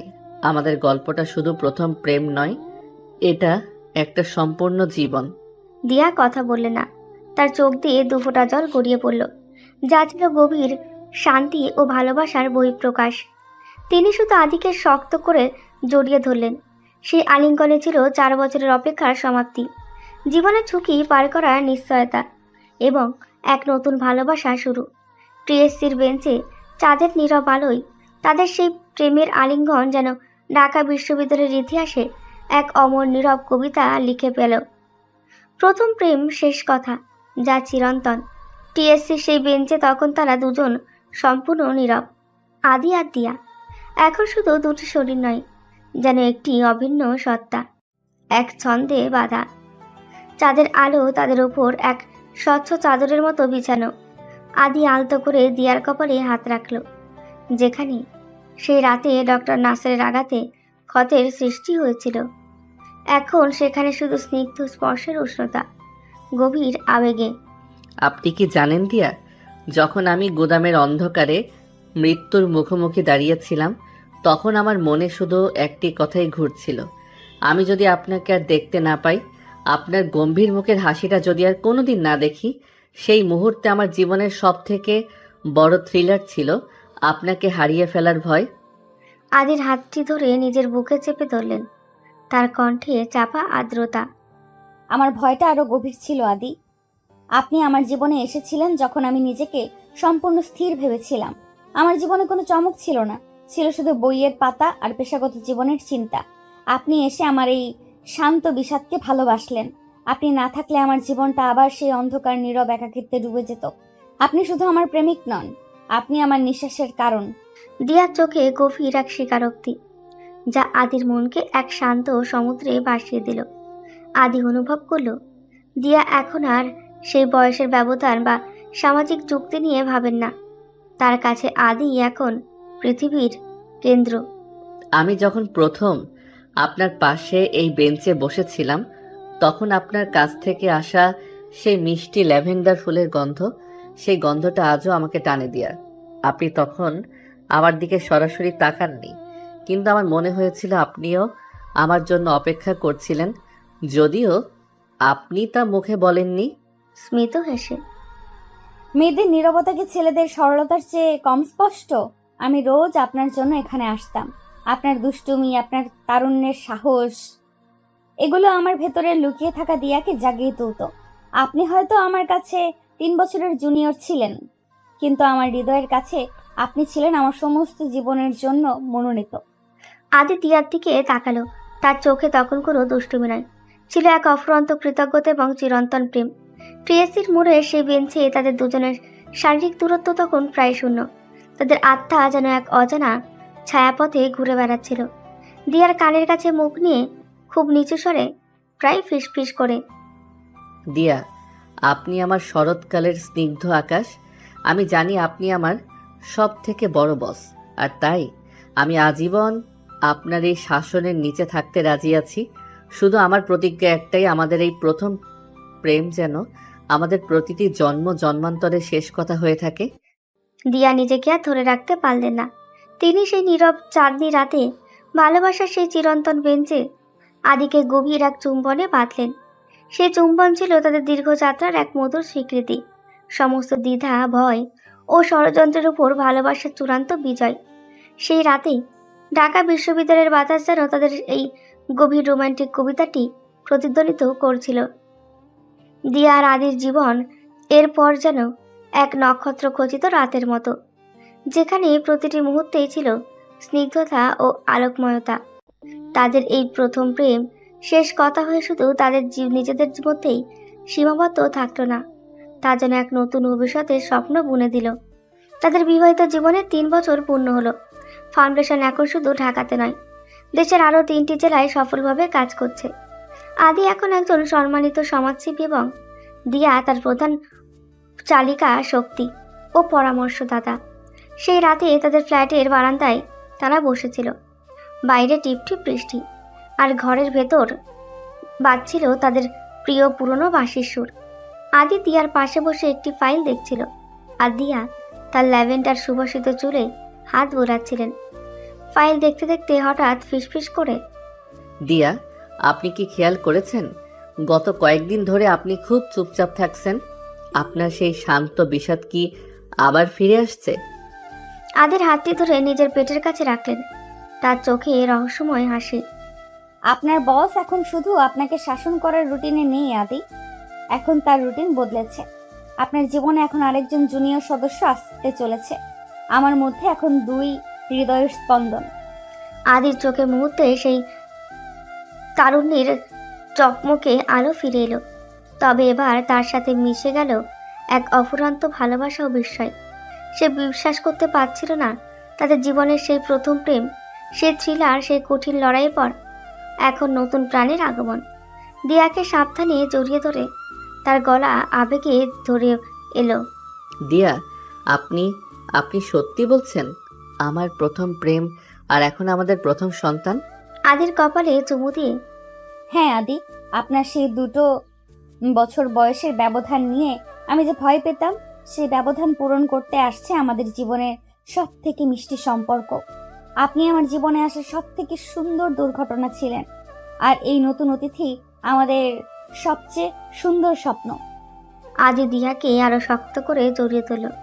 বারান্দার বাইরে তখন বৃষ্টি থেমে গিয়ে পূর্ণিমার চাঁদ আবার উঁকি দিল। চাঁদের আলোয় আদি দেখল দিয়ার চোখে সেই নীরব বিষাদ নয়, বরং এক মাথা ভর্তি নতুন স্বপ্নের আলো। আমাদের জীবনে কোনো দিনই আর একাকিত্ব আসবে না দিয়া।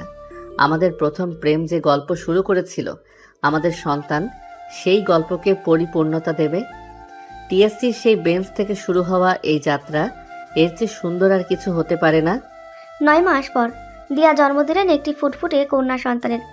আদি সেই ছোট্ট হাতে যখন প্রথম স্পর্শ করলো, তখন তার মনে হলো এই পৃথিবীতে ভালোবাসার চেয়ে বড় কোনো থ্রিলার বা গভীর রোমাঞ্চ নেই।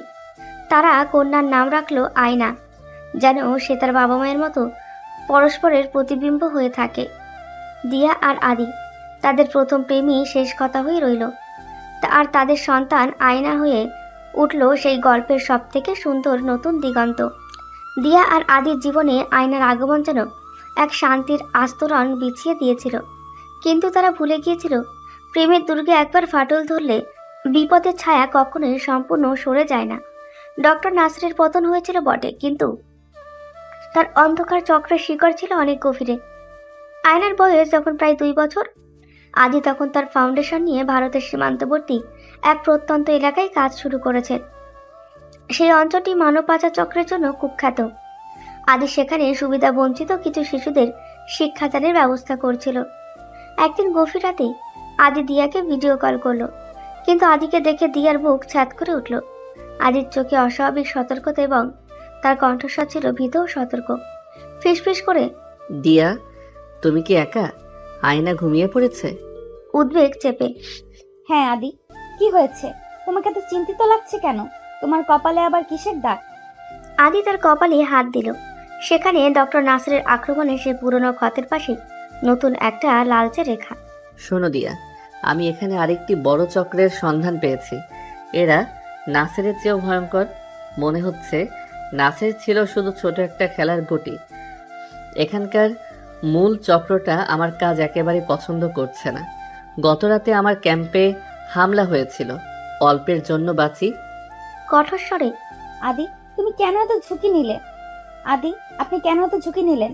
আমি আপনাকে বারবার বলেছি, আপনার জীবনের চেয়ে ফাউন্ডেশন বড় নয়। আপনি এক্ষুনি ফিরে আসুন। ফিরে আসতে পারতাম, কিন্তু পারলাম না দিয়া। এখানকার শিশুরা, তারা সবাই সেই চক্রের আয়না। তারা দেখায় এই সমাজের ভেতরটা কতটা পচে গেছে। আমি যদি এখন ফিরে যাই, তাহলে নাসেরের চক্রকে হারানোর পর যে শান্তি আমরা পেয়েছিলাম তা অর্থহীন হয়ে যাবে। তবে শোনো, আমি একটা গোপন ফাইল তৈরি করেছি। এর নাম দিয়েছি শেষ কথা, দ্য সিকুয়েল। আদি দ্রুত ল্যাপটপে কিছু টাইপ করে দিয়াকে একটা এনক্রিপ্টেড ফোল্ডারের লিংক পাঠালো। দিয়া, তুমি আমার আসল বস। এই ফোল্ডারের ভেতর সেই চক্রের মূল হোতার সব তথ্য আছে। আমি যদি আর কোনোদিন না ফিরি, এই ফাইলটা যেন সঠিক হাতে পৌঁছায়, বিশেষ করে সেই বোর্ড মেম্বারের কাছে যিনি নাসেরকে ধরতে সাহায্য করেছিলেন। তার চোখ দিয়ে জল গড়াচ্ছে, কিন্তু তিনি নিজেকে শক্ত করলেন। আদি, আপনি এটা কি বলছেন? আপনি আমার প্রথম প্রেম, আপনি আমার শেষ কথা। আমি আপনাকে এভাবে হারাতে দেব না। আমি এক্ষুনি পুলিশে খবর দিচ্ছি। না দিয়া, ভুলেও পুলিশকে ডেকো না। তাদের লোক সব জায়গায় আছে। তুমি শুধু এই ফাইলটা সুরক্ষিত রাখো। আর আয়নাকে বলো, তার বাবা শুধু স্বপ্ন দেখতে ভালোবাসতো না, স্বপ্ন পূরণ করতেও ভালোবাসতো। কথা শেষ না হতে ভিডিও কলটি হঠাৎ কেটে গেল। দিয়া পাগলের মতন আবার কল করলেন, কিন্তু আদির ফোন বন্ধ। বাইরের টিপ টিপ বৃষ্টি তখন ঝড়ের আকার নিয়েছে। দিয়া বারান্দায় দাঁড়িয়ে, হাতে ল্যাপটপ আর বুকে তীব্র এক অজানা আশঙ্কা। তিনি জানতেন বিপদের ছায়া তাদের জীবন থেকে পুরোপুরি সরে যায়নি, সেটা শুধু নতুন মুখোশ পরে আবার ফিরে এসেছে। দিয়া সেই এনক্রিপ্টেড ফোল্ডারটি ডাউনলোড করলেন। ভেতরে ডজনখানেক ছবি, অডিও ক্লিপ এবং কয়েকটি ডকুমেন্ট। কিন্তু তার দৃষ্টি আটকে গেল একটি অস্পষ্ট ছবিতে।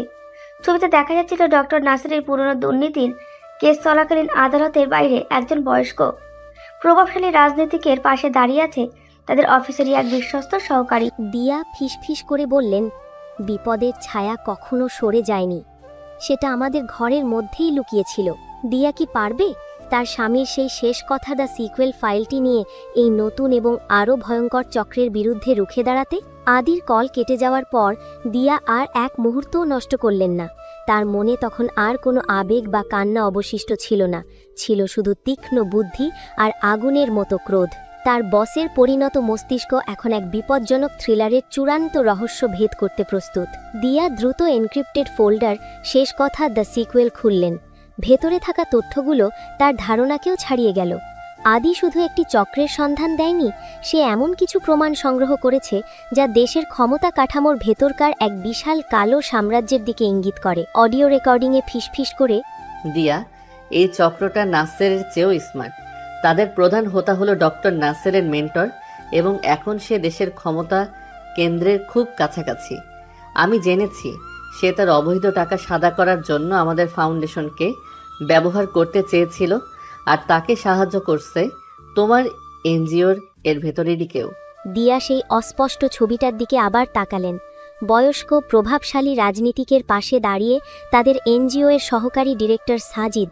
সাজিদ, যে দিয়ার প্রতি সবসময় অতিরিক্ত সম্মান দেখাতো, যে তাদের বিয়ের সময়ও সবচেয়ে বেশি উচ্ছ্বসিত ছিল। দিয়া যখন তার অফিসে ঢুকতেন, সাজিদই প্রথম তাকে ম্যাডাম বলে সম্বোধন করত। বিশ্বাসঘাতকতার এই তীব্র ধাক্কা দিয়াকে স্তব্ধ করে দিল। আয়নাকে বুকে জড়িয়ে ধরে চোখের জল মুছে, বিপদের ছায়া সরেনি আদি, বরং সেটা আমাদের খুব কাছাকাছি ছিল। দিয়া বুঝতে পারলেন তিনি এখন মারাত্মক ঝুঁকির মধ্যে আছেন। সাজিদ যদি চক্রের অংশ হয়, তবে তাদের ফ্ল্যাট, তার মোবাইল সবকিছুই নজরদারিতে থাকতে পারে।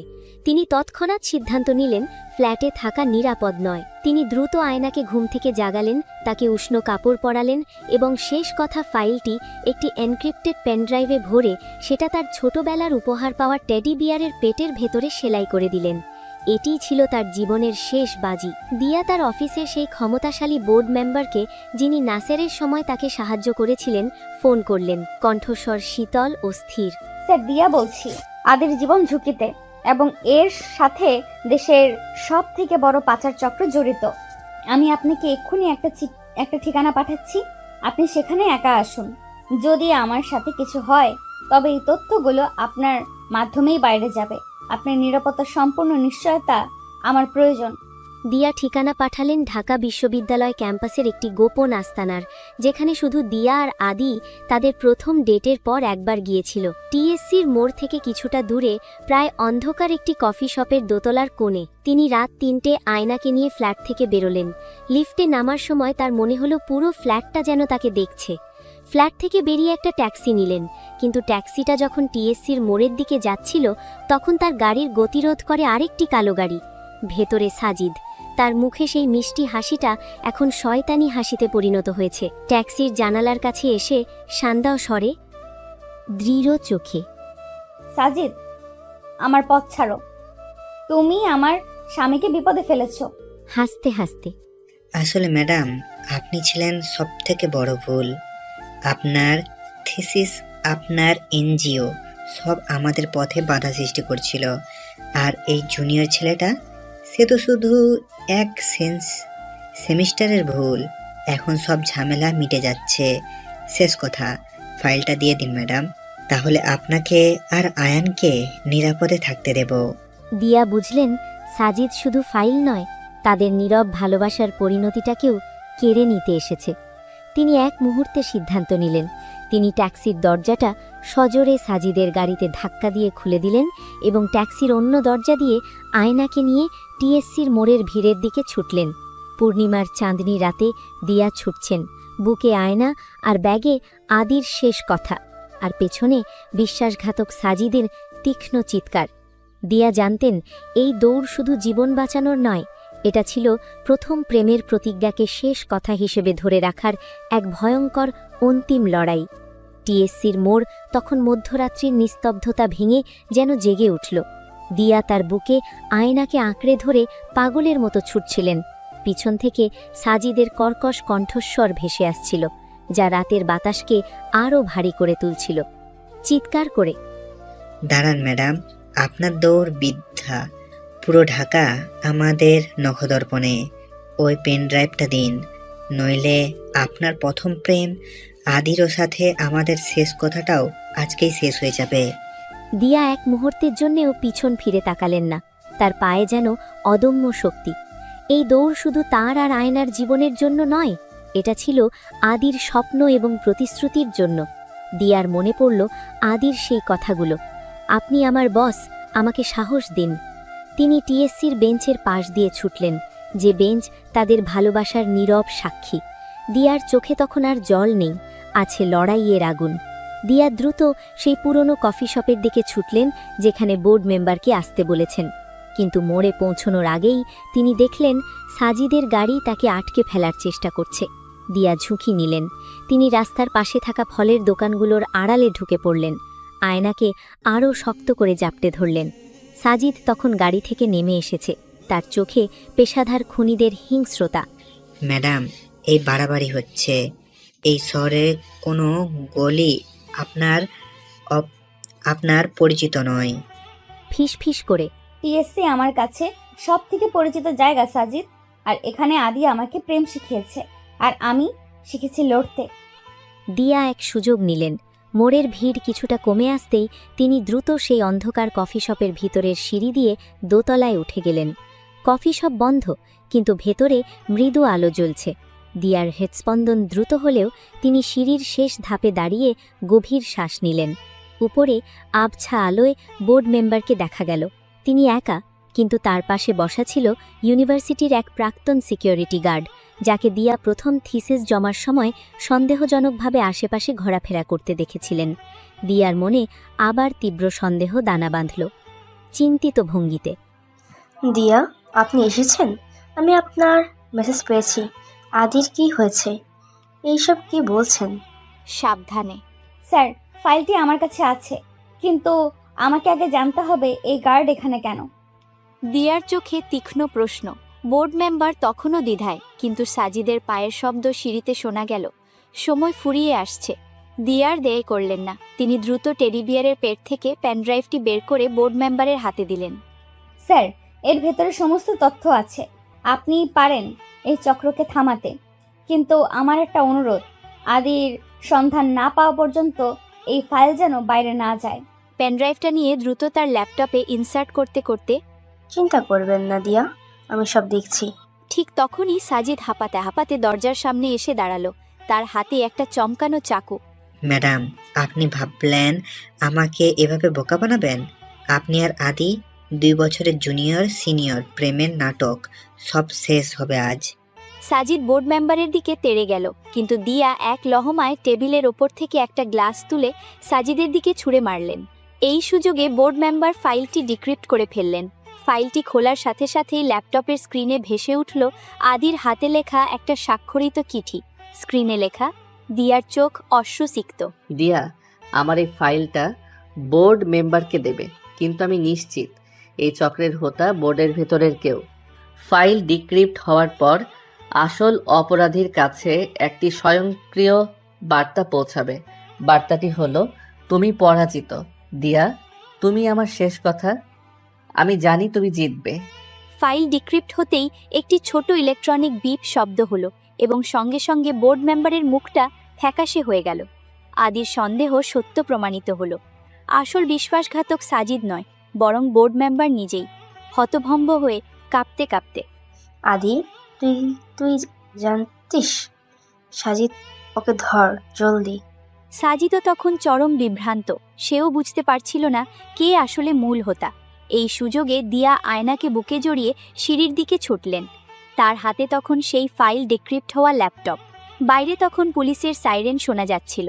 বোর্ড মেম্বার সেই সময় নাসেরকে ধরার সময় দিয়ার পাশে দাঁড়িয়ে নিজের নিরাপত্তা নিশ্চিত করেছিলেন, কিন্তু তার ক্ষমতার লোভ তাকে অন্ধ করে দিয়েছিল। পুলিশ যখন কফি শপে পৌঁছল, তখন দিয়া দোতলার জানালা থেকে নিচে দেখলেন আদি, আদির জামায় ধুলো, কপালে ব্যান্ডেজ।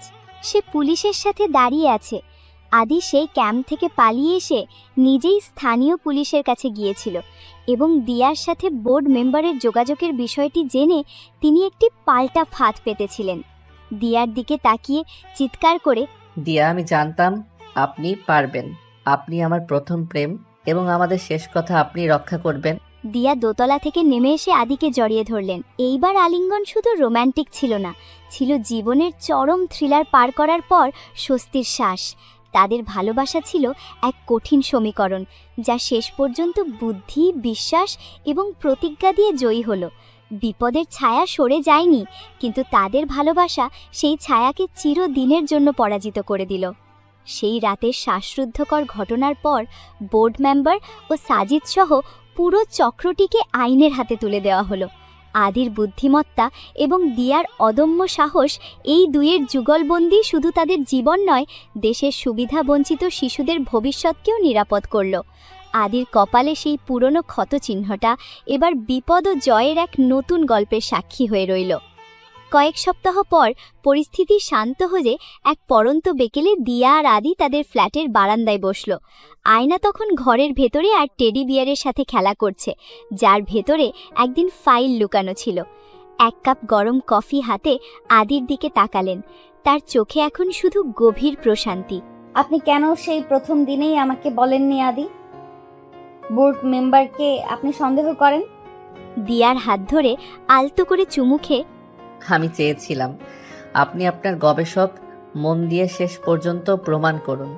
আমি জানতাম আমি বিপদে পড়লে আপনি হৃদয় দিয়ে নয়, বুদ্ধি দিয়েই লড়বেন। আপনি যে আমার বস। আর তাছাড়া আমি আপনার কাছে ফিরে আসার জন্য একটি শক্তিশালী কারণ তৈরি করে রাখতে চেয়েছিলাম। মিষ্টি এক হাসি দিয়ে, আর এখন আপনার আর কোনো বিপজ্জনক রুটিন নেই তো? আমার রুটিন এখন শুধুই শান্তি। সকালে আয়নার সাথে খেলা, দুপুরে ফাউন্ডেশনের কাজ, আর রাতে আপনার নিঃশ্বাসের কবিতা শোনা।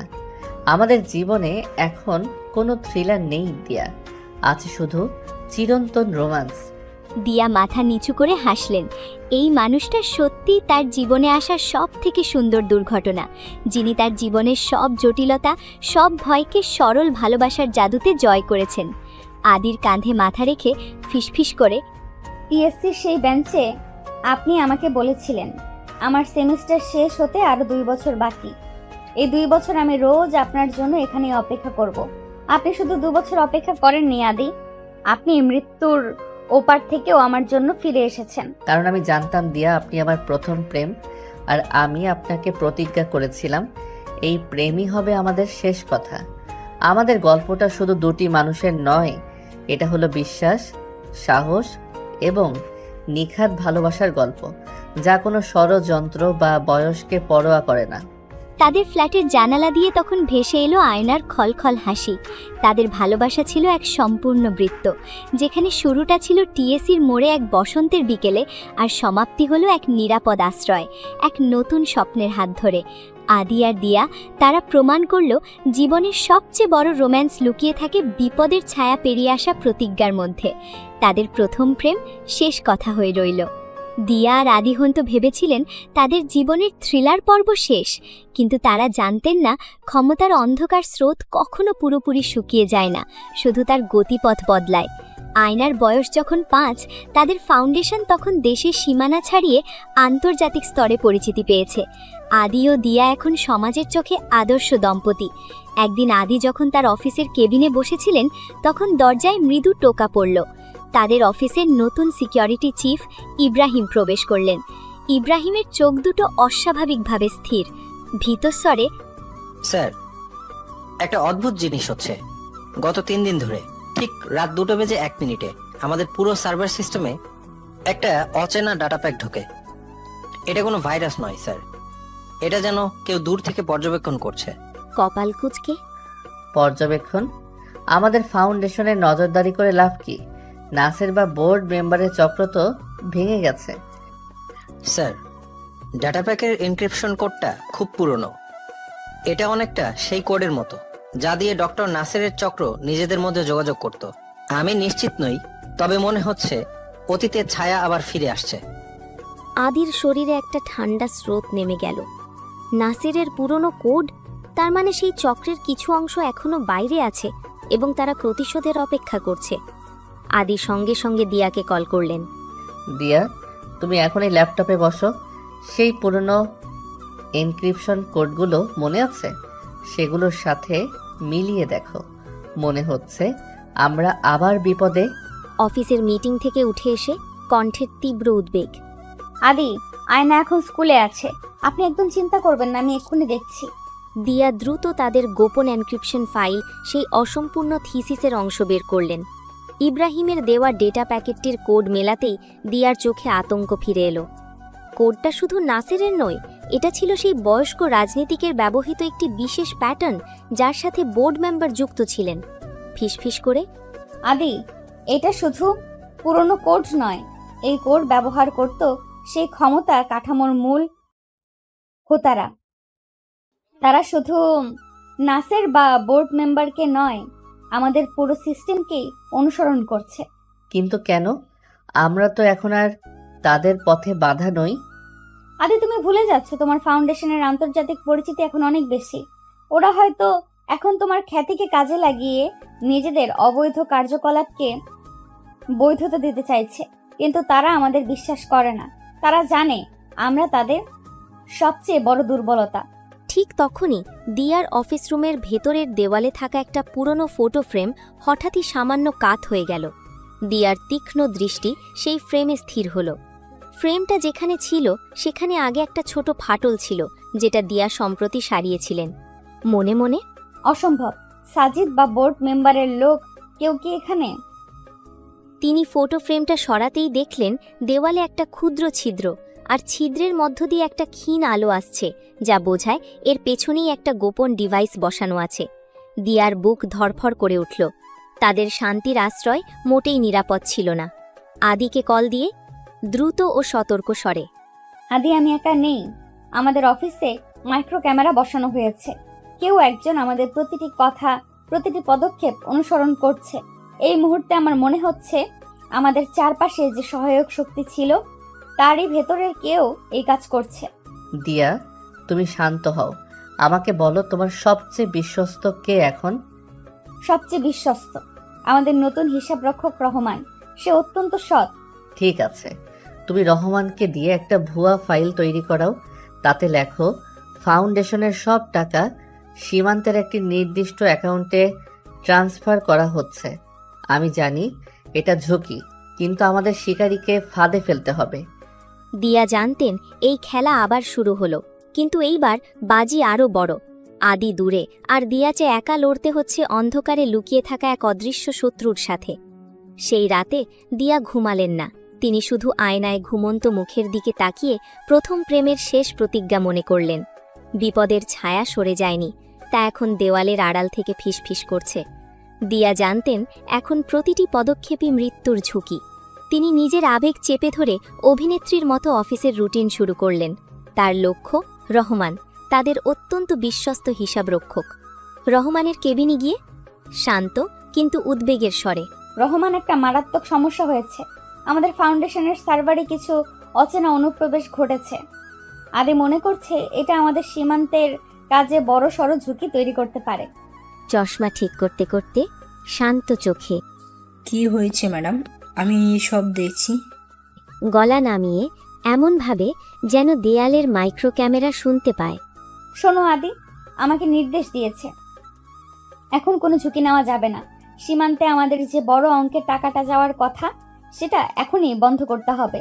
তুমি এক্ষুনি একটা ভুয়া রুটিন ফাইল তৈরি করো, যেখানে লেখা থাকবে আমরা সেই টাকাটা একটা অন্য অ্যাকাউন্টে সরিয়ে নিচ্ছি। লেখো, টাকাটা আজ রাত 2টার সময় ট্রান্সফার হবে। কোড দাও, দিয়ার শেষ কথা। বিস্মিত হয়ে, ভুয়া ফাইল? কিন্তু কেন ম্যাডাম? সময় নেই রহমান, এটা শুধু একটা পরীক্ষা। আমরা দেখতে চাই আমাদের মধ্যে এমন কেউ আছে কিনা যে এই তথ্যের উপর নজর রাখছে। তুমি দ্রুত করো, আর এই ফাইলটা শুধু আপনার ল্যাপটপেই থাকবে। রহমান দ্বিধাগ্রস্ত হলেও দিয়ার আদেশের দৃঢ়তা দেখে মেনে নিলেন। দিয়া তার কেবিন থেকে বেরিয়ে গেলেন, নিশ্চিত যে মাইক্রো ক্যামেরা তার এই নাটকের প্রতিটি শব্দ রেকর্ড করেছে। রাত প্রায় 1:30। দিয়া তার বন্ধ অফিসের এক কোণে ইব্রাহিমের সাথে বসে আছেন। চারপাশে গভীর নীরবতা। তাদের সামনে 3টি স্ক্রিন। একটিতে চলছে সার্ভার মনিটরিং, অন্যটিতে অফিসের সিসিটিভি ফুটেজ এবং তৃতীয়টিতে রহমানের ল্যাপটপের নকল ফাইলটি। ম্যাডাম, 2টা বাজতে আর 30 মিনিট বাকি। যদি কেউ চক্রের লোক হয়, তবে সে অবশ্যই রহমানের ফাইলটি চুরি করতে বা ট্রান্সফার বন্ধ করতে চাইবে। কারণ নকল ট্রান্সফারটা বন্ধ না হলে চক্রের হোতা ভাববে যে আসল ট্রান্সফারটা হয়েছে। কফি কাপ শক্ত করে ধরে, নাসেরের চক্র সব সময় টাকার স্রোত অনুসরণ করতো ইব্রাহিম। আদির ফাঁদ কাজ করবেই। ঠিক রাত 1:55। সিসিটিভি ফুটেজে দেখা গেল রহমানের কেবিনের দরজা সামান্য খুলল, কিন্তু ভেতরে কেউ প্রবেশ করল না। দিয়ার হৃদস্পন্দন দ্রুত হল। 2:01। সার্ভার মনিটরিং স্ক্রিনটা দ্রুত ঝলসে উঠল। চিৎকার করে, ম্যাডাম, ডেটা প্যাকেট আবার ঢুকেছে, কিন্তু এবার পর্যবেক্ষণ নয়, কেউ একজন রহমানের ল্যাপটপ থেকে ফাইলটি অ্যাক্সেস করছে। কোড ব্যবহার করা হয়েছে দিয়ার শেষ কথা। আদির কথা সত্যি, চক্রের লোক আমাদের ভেতরেই আছে। দেখুন কি এখন অফিসে আছে। ইব্রাহিম দ্রুত সিসিটিভি ফুটেজ চেক করলেন। অফিসে শুধু 3 জন কর্মী ছিল যারা নাইট শিফটে থাকে, কিন্তু ফুটেজে দেখা গেল রহমানের কেবিন থেকে কেউ বেরোচ্ছে না। অসম্ভব ম্যাডাম, কেউ কেবিনে ঢোকেনি, ফাইল অ্যাক্সেস হয়েছে, অথচ কেউ নেই। দিয়া এক মুহূর্তে রহস্যটা বুঝতে পারলেন। তার চোখ স্থির হলো সিসিটিভি ফুটেজের দিকে। ইব্রাহিম, সিসিটিভি ফুটেজটা আবার দেখুন। রহমানই কেবিনের ভেতরেই ছিল, সেই ফাইল অ্যাক্সেস করেছে। বিস্ময়ে, কি বলছেন ম্যাডাম? রহমান? কিন্তু কেন? রহমান একজন হিসাব রক্ষক। সে জানে এই ট্রান্সফারটা ভুয়া হলে তার চাকরি যাবে না, তবুও সে ঝুঁকি নিয়ে ফাইলটি দেখল। কারণ সে নিশ্চিত হতে চাইছিল টাকাটা সত্যি সত্যিই সরছে কিনা, যাতে সে তার আসল মনিটরকে রিপোর্ট করতে পারে। সে এমনভাবে কাজ করেছে যেন আমরা বাইরে থেকে কিছু না দেখি। দিয়া দ্রুত রহমানের কেবিনের দিকে দৌড়ে গেলেন, কিন্তু কেবিন ফাঁকা। রহমান নেই, শুধু তার টেবিলের উপর রাখা একটা ছেঁড়া কাগজের টুকরো। দিয়া কাগজটা হাতে নিলেন। তাতে লেখা ছিল মাত্র 3টি শব্দ। আদির কাছে যাও। নাসের, ডক্টর নাসের জেল থেকেও এই খেলা চালাচ্ছে, নাকি এটা অন্য কোনো বার্তা? দিয়ার চোখে জল আর অবিশ্বাস। ঠিক তখনই ইব্রাহিম হন্তদন্ত হয়ে তার কাছে এলেন। ম্যাডাম, একটা স্যাটেলাইট ফোন থেকে আপনার কাছে একটা বার্তা এসেছে। এই ফোনটা আদি স্যারের কাছেই থাকে। দিয়া দ্রুত ফোনটা হাতে নিলেন। স্ক্রিনে ভেসে উঠল শুধু একটি ছবি। ছবিতে দেখা গেল আদি হাত বাঁধা অবস্থায় চোখ বন্ধ করে দাঁড়িয়ে আছেন। তার ঠিক পিছনে ডক্টর নাসেরের মতো দেখতে এক বৃদ্ধ, আর সেই বৃদ্ধের মুখ দিয়ে বেরোচ্ছে এক হিংস্র হাসি। ছবির নিচে বার্তা, আয়নাকে নিয়ে এসো, নয়তো তোমার প্রথম প্রেম চিরদিনের জন্য শেষ কথা হয়ে থাকবে।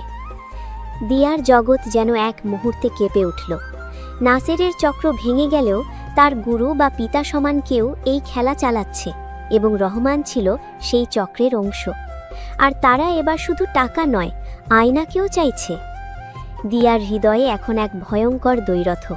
একদিকে স্বামীর জীবন, অন্যদিকে সন্তানের নিরাপত্তা। বিপদের ছায়া এবার সরাসরি দিয়ার মাতৃত্বের উপর আঘাত হেনেছে। দিয়া কি পারবে তার স্বামীর জীবন ও সন্তানের নিরাপত্তা এই দুয়ের মধ্যে ভারসাম্য রেখে এক নতুন পরিকল্পনা সাজাতে? আদি কি সত্যিই সেই বৃদ্ধের হাতে বন্দী? আদির নিরুদ্দেশ বার্তা আর সেই হিংস্র বৃদ্ধের ছবি দিয়ার মস্তিষ্কে যেন এক তীব্র বিদ্যুৎ চমক সৃষ্টি করল। তার জীবনে আজ সবচেয়ে কঠিন দ্বন্দ্ব। এক পাশে প্রথম প্রেমের জীবন, অন্য পাশে প্রাণের ধন আয়নার নিরাপত্তা। দিয়ার চোখের জল শুকিয়ে গেল। তার মধ্যে জেগে উঠল সেই বসের ঠান্ডা ইস্পাতের মতো দৃঢ়তা। নিজেকে শক্ত করে, তারা আমার আবেগ নিয়ে খেলছে, কিন্তু তারা জানে না আমি আদির সবচেয়ে কঠিন শিষ্য। আবেগকে আমি এখন শক্তিতে পরিণত করব। দিয়া জানতেন তিনি এখন পুরো চক্রের নজরদারিতে আছেন। তিনি ইব্রাহিমকে নির্দেশ দিলেন সার্ভারে একটি ডামি লুপ তৈরি করতে, যা চক্রের হোতাকে বোঝাবে যে পর্যবেক্ষণ সিস্টেম এখনও স্বাভাবিক আছে। এরপর দিয়া তার জীবনের সবচেয়ে বিশ্বাসযোগ্য এবং অন্ধকারে কাজ করতে সক্ষম একজনকে কল করলেন, মিতা, সেই মেয়েটি যাকে আদি গুদাম থেকে বাঁচিয়েছিল। মিতা এখন দিয়ার ফাউন্ডেশনের গোপন অপারেশনাল উইং সামলায়। মিতা শোনো, আয়নাকে এক্ষুনি স্কুল থেকে তুলে নিয়ে যাও। আমার মার পুরনো ফার্ম হাউসটা মনে আছে? নদীর ধারে, যেখানে কেউ সহজে যায় না। আয়নাকে সেখানেই রাখো। তোমার জীবন দিয়ে হলেও তাকে রক্ষা করতে হবে। আর শোনো, তুমি ফোন ব্যবহার করবে না। একমাত্র যোগাযোগ হবে নাসের কোডের ফ্রিকোয়েন্সিতে। মিতা কোনো প্রশ্ন না করে শুধু একটি শব্দে উত্তর দিল, প্রতিজ্ঞা। দিয়া নিশ্চিত হলেন আয়না এখন নিরাপদ। এবার শুরু হলো স্বামীর জন্য লড়াই। দিয়া স্যাটেলাইট ফোনে সেই বৃদ্ধের ছবিতে থাকা নম্বরে বার্তা পাঠালেন, আমি আসছি, কোথায় আসতে হবে? ফিরতি বার্তা এলো, আজ মধ্যরাতে সেই পুরনো পরিত্যক্ত গুদামে টিসিসির মোড় থেকে 3 কিলোমিটার দূরে তুমি একা আসবে, আর আয়ানকে আনতেই হবে। মনে মনে, টিএসসির পুরনো গুদাম? সেই জায়গা যেখানে আদি শেষবার মৃত্যু ভয় দেখেছিল? আর রহমান কেন বলেছিল আদির কাছে যাও? নাসের তো জেলে। দিয়া দ্রুত একটি গভীর রহস্য উদ্ঘাটন করলেন। তিনি মনে করতে পারলেন পুরনো থিসিসের তথ্যে ছিল ডক্টর নাসেরের বাবা, যিনি একসময় ক্ষমতা কাঠামোর শীর্ষে ছিলেন, তার ডাকনাম ছিল নাসের। রহমান সম্ভবত এই বৃদ্ধকেই ডক্টর নাসের বলে ভুল করেছে বা তাকেই সম্মান জানাতে চেয়েছে। দিয়া স্থির করলেন তিনি আয়নাকে নিয়ে যাবেন না, কিন্তু এমন ভান করবেন যে তিনি তাকে নিয়ে এসেছেন। তিনি আয়নার খেলনা ব্যাগের ভেতরে যা কিছু ছিল তার বদলে অত্যন্ত শক্তিশালী ট্র্যাকিং ডিভাইস, মাইক্রোফোন এবং আদির সেই শেষ কথা পেনড্রাইভের একটি নকল কপি ভরে নিলেন। দিয়ার লক্ষ্য ছিল সময় কেনা এবং আদির অবস্থান জানা। রাত ঠিক 12টা। দিয়া একটি কালো ক্যাবে সেই পুরনো গুদামের সামনে এসে নামলেন। গুদামটি আরও অন্ধকার ও ভয়ঙ্কর দেখাচ্ছে। দিয়ার হাতে আয়নার সেই ছোট ব্যাগটি। তার হৃদয়ে ভয় ছিল, কিন্তু তা ছাপিয়ে যাচ্ছিল আদির প্রতি ভালোবাসা। ভেতরে ঢোকার আগে দিয়া তার কানে থাকা গোপন মাইক্রোফোনটি সক্রিয় করলেন। ইব্রাহিম দূর থেকে সব কিছু শুনবেন। দিয়া গুদামের ভাঙা দরজা ঠেলে ভেতরে প্রবেশ করলেন। ভেতরে সেই স্যাঁতস্যাঁতে গন্ধ। আবছা আলোয় দেখা গেল ডক্টর নাসেরের বৃদ্ধ বাবা, যাকে সবাই বড় নাসের বলে ডাকত। একটি চেয়ারে বসে আছেন। তার পাশে হাত পা বাঁধা অবস্থায় আদির শরীরটা অচেতনভাবে পড়ে আছে। আদির কপাল থেকে আবার রক্ত ঝরছে। কর্কশ হাসি হেসে, স্বাগতম দিয়া, আমি জানতাম তুমি আসবে। তোমার দুনিয়াতে আমি তোমার কাছে দুর্বলতা, তাই না? কিন্তু আমার ছেলে ডক্টর নার্সের ছিল দুর্বল, আমি নই। এখন কোথায় আমার মুক্তি? আমার ছেলেকে ছাড়ানোর একমাত্র উপায় তোমার মেয়ে আয়না। স্থির চোখে, আদির জীবন নয়, আপনার ছেলেকে মুক্ত করার জন্য আপনি আমার স্বামীকে অপহরণ করেছেন। এই ব্যাগ নিন। আমার শর্ত একটাই, আদির বাঁধন খুলে দিন। আগে আমার প্রথম প্রেমকে আমার কাছে আসতে দিন, তারপর আপনি আয়নাকে পাবেন। উপহাসের হাসি হেসে, বাস্তববাদী যেমনটা তোমার থিসিসে ছিল, ঠিক আছে। আগে তোমার স্বামীকে নাও, তবে মনে রেখো বিশ্বাসঘাতকতার ফল ভালো হয় না। বৃদ্ধ নাসের ইশারা করতেই তার একজন লোক আদির বাঁধন খুলে দিল। আদি দুর্বল পায়ে দিয়ার দিকে এগিয়ে এলো। দিয়া দ্রুত আদির শরীরে গোপন ট্র্যাকার বসিয়ে দেবার সুযোগ খুঁজছিলেন। এইবার দিয়া শুধু প্রেমিকা নয়, তিনি ছিলেন এক নীরব যোদ্ধা। তিনি জানতেন আদি এখন তার সবচেয়ে বড় অস্ত্র। আদি মুক্ত হলেই তাদের পাল্টা আঘাত শুরু হবে। কিন্তু ঠিক সেই মুহূর্তে বৃদ্ধ নাসেরের চোখে পড়ল দিয়ার গলায় ঝুলতে থাকা আদির দেওয়া পুরনো রূপার লকেটটা। চিৎকার করে, দাঁড়াও, তোমার ব্যাগে আয়না নেই? আয়না থাকলে তোমার চোখের ওই উন্মুক্ত সাহস থাকতো না। আর ওই লকেট, ওটা আমার ছেলের দেওয়া। তোমার স্বামীটা তোমাকে কেন দিল? এটা একটু টাকার। দিয়ার মুখ ফ্যাকাশে হয়ে গেল। তিনি ভুলে গিয়েছিলেন নাসেরের পুরনো কোডের মতো এই লকেটটাও ছিল তাদের গোপন অস্ত্র। বৃদ্ধ নাসের ভুল বুঝেছেন। লকেটটা তার ছেলের দেওয়া নয়, আদির দেওয়া প্রথম প্রেমের শেষ প্রতিজ্ঞা। কিন্তু সেই ভুল বোঝাবুঝিটাই যেন দিয়ার জন্য নতুন বিপদ ডেকে আনল। রুদ্ধশ্বাস এই মুহূর্তে আদি ও দিয়া কি পারবে এক হয়ে তাদের শেষ চালটি খেলতে? বৃদ্ধ নাসেরের হাতে কি ধরা পড়ে যাবে তাদের গোপন পরিকল্পনা? বৃদ্ধ নাসেরের কর্কশ চিৎকার গুদামের নীরবতাকে ভেঙে চুরমার করে দিল। তার চোখ দিয়ার গলার লকেটে এবং তার হাতে থাকা ব্যাগে। তিনি ভুল বুঝেছেন লকেটটিকে, কিন্তু তার সন্দেহ সঠিক ছিল। দিয়া আয়নাকে নিয়ে আসেননি। চিৎকার করে, ওকে ধর, ও আমাকে ধোঁকা দিয়েছে। এই মেয়েটা আমার পরিবারের অভিশাপ। আদি, তোর চোখের সামনে আমি তোর এই প্রথম প্রেমকে শেষ করবো। আদি বাঁধন মুক্ত হওয়ার দুর্বলতা ঝেড়ে ফেলে তার শরীরে যেন এক অলৌকিক শক্তি পেল। সে বুঝে গেল দিয়া নিজের জীবন বাজি রেখে তাকে মুক্ত করেছে। আদি মুহূর্তের মধ্যে দিয়ার দিকে ঝাঁপিয়ে পড়ে তাকে আড়াল করল, গর্জন করে, না দিয়া, আমার প্রতিজ্ঞা, আপনি ওকে স্পর্শ করতে পারবেন না। বৃদ্ধ নাসেরের লোকজনের সাথে আদির শুরু হলো এক অন্তিম লড়াই। গুদামের ভেতরে ভাঙা কাঠ আর মরিচা পড়া লোহার শব্দ। আদির কাঁধের পুরনো ক্ষত আবার রক্তে ভিজে উঠল, কিন্তু তার চোখ তখন শুধু দিয়ার দিকে স্থির। দিয়া তখনও সুযোগ খুঁজছেন। তিনি দ্রুত ব্যাগ থেকে নকল পেনড্রাইভটি বের করে বৃদ্ধ নাসেরের দিকে ছুঁড়ে মারলেন, ক্রোধে অন্ধ হয়ে। ধরতা। বৃদ্ধ নাসেরের মনোযোগ যখন পেনড্রাইভের দিকে, দিয়া সেই সুযোগে তার গোপন মাইক্রোফোন কানে থাকা ইব্রাহিমের দিকে বার্তা পাঠালেন, ইব্রাহিম, অ্যাকশন, আদি মুক্ত। গুদামের বাইরে তখন পুলিশের সাইরেন নয়, শোনা গেল হেলিকপ্টারের তীব্র শব্দ। দিয়ার বুদ্ধি কাজ করেছে। তিনি জেনেছিলেন বোর্ড মেম্বার বা পুলিশ নয়, আন্তর্জাতিক ক্ষমতা ছাড়া এই চক্রকে থামানো যাবে না। মিতার মাধ্যমে তিনি আদির ফাউন্ডেশনের আন্তর্জাতিক দাতা গোষ্ঠীর সাথে যোগাযোগ করেছিলেন এবং তাদের সাহায্যেই দ্রুত সামরিক হস্তক্ষেপের ব্যবস্থা করেছিলেন। হেলিকপ্টারের তীব্র আলো গুদামের ভেতরে এসে পড়ল।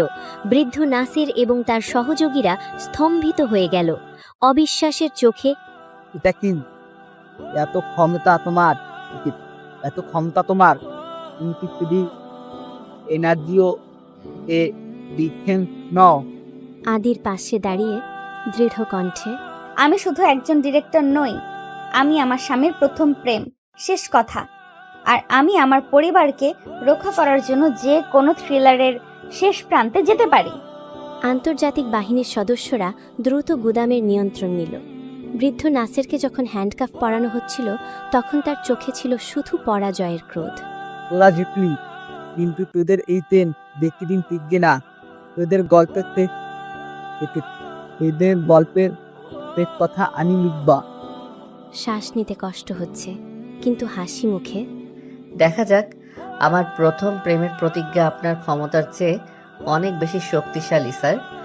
কয়েক সপ্তাহ পর আদি সুস্থ, যদিও তার কপালে পুরনো ক্ষতের পাশে নতুন এক গভীর গল্প যুক্ত হয়েছে।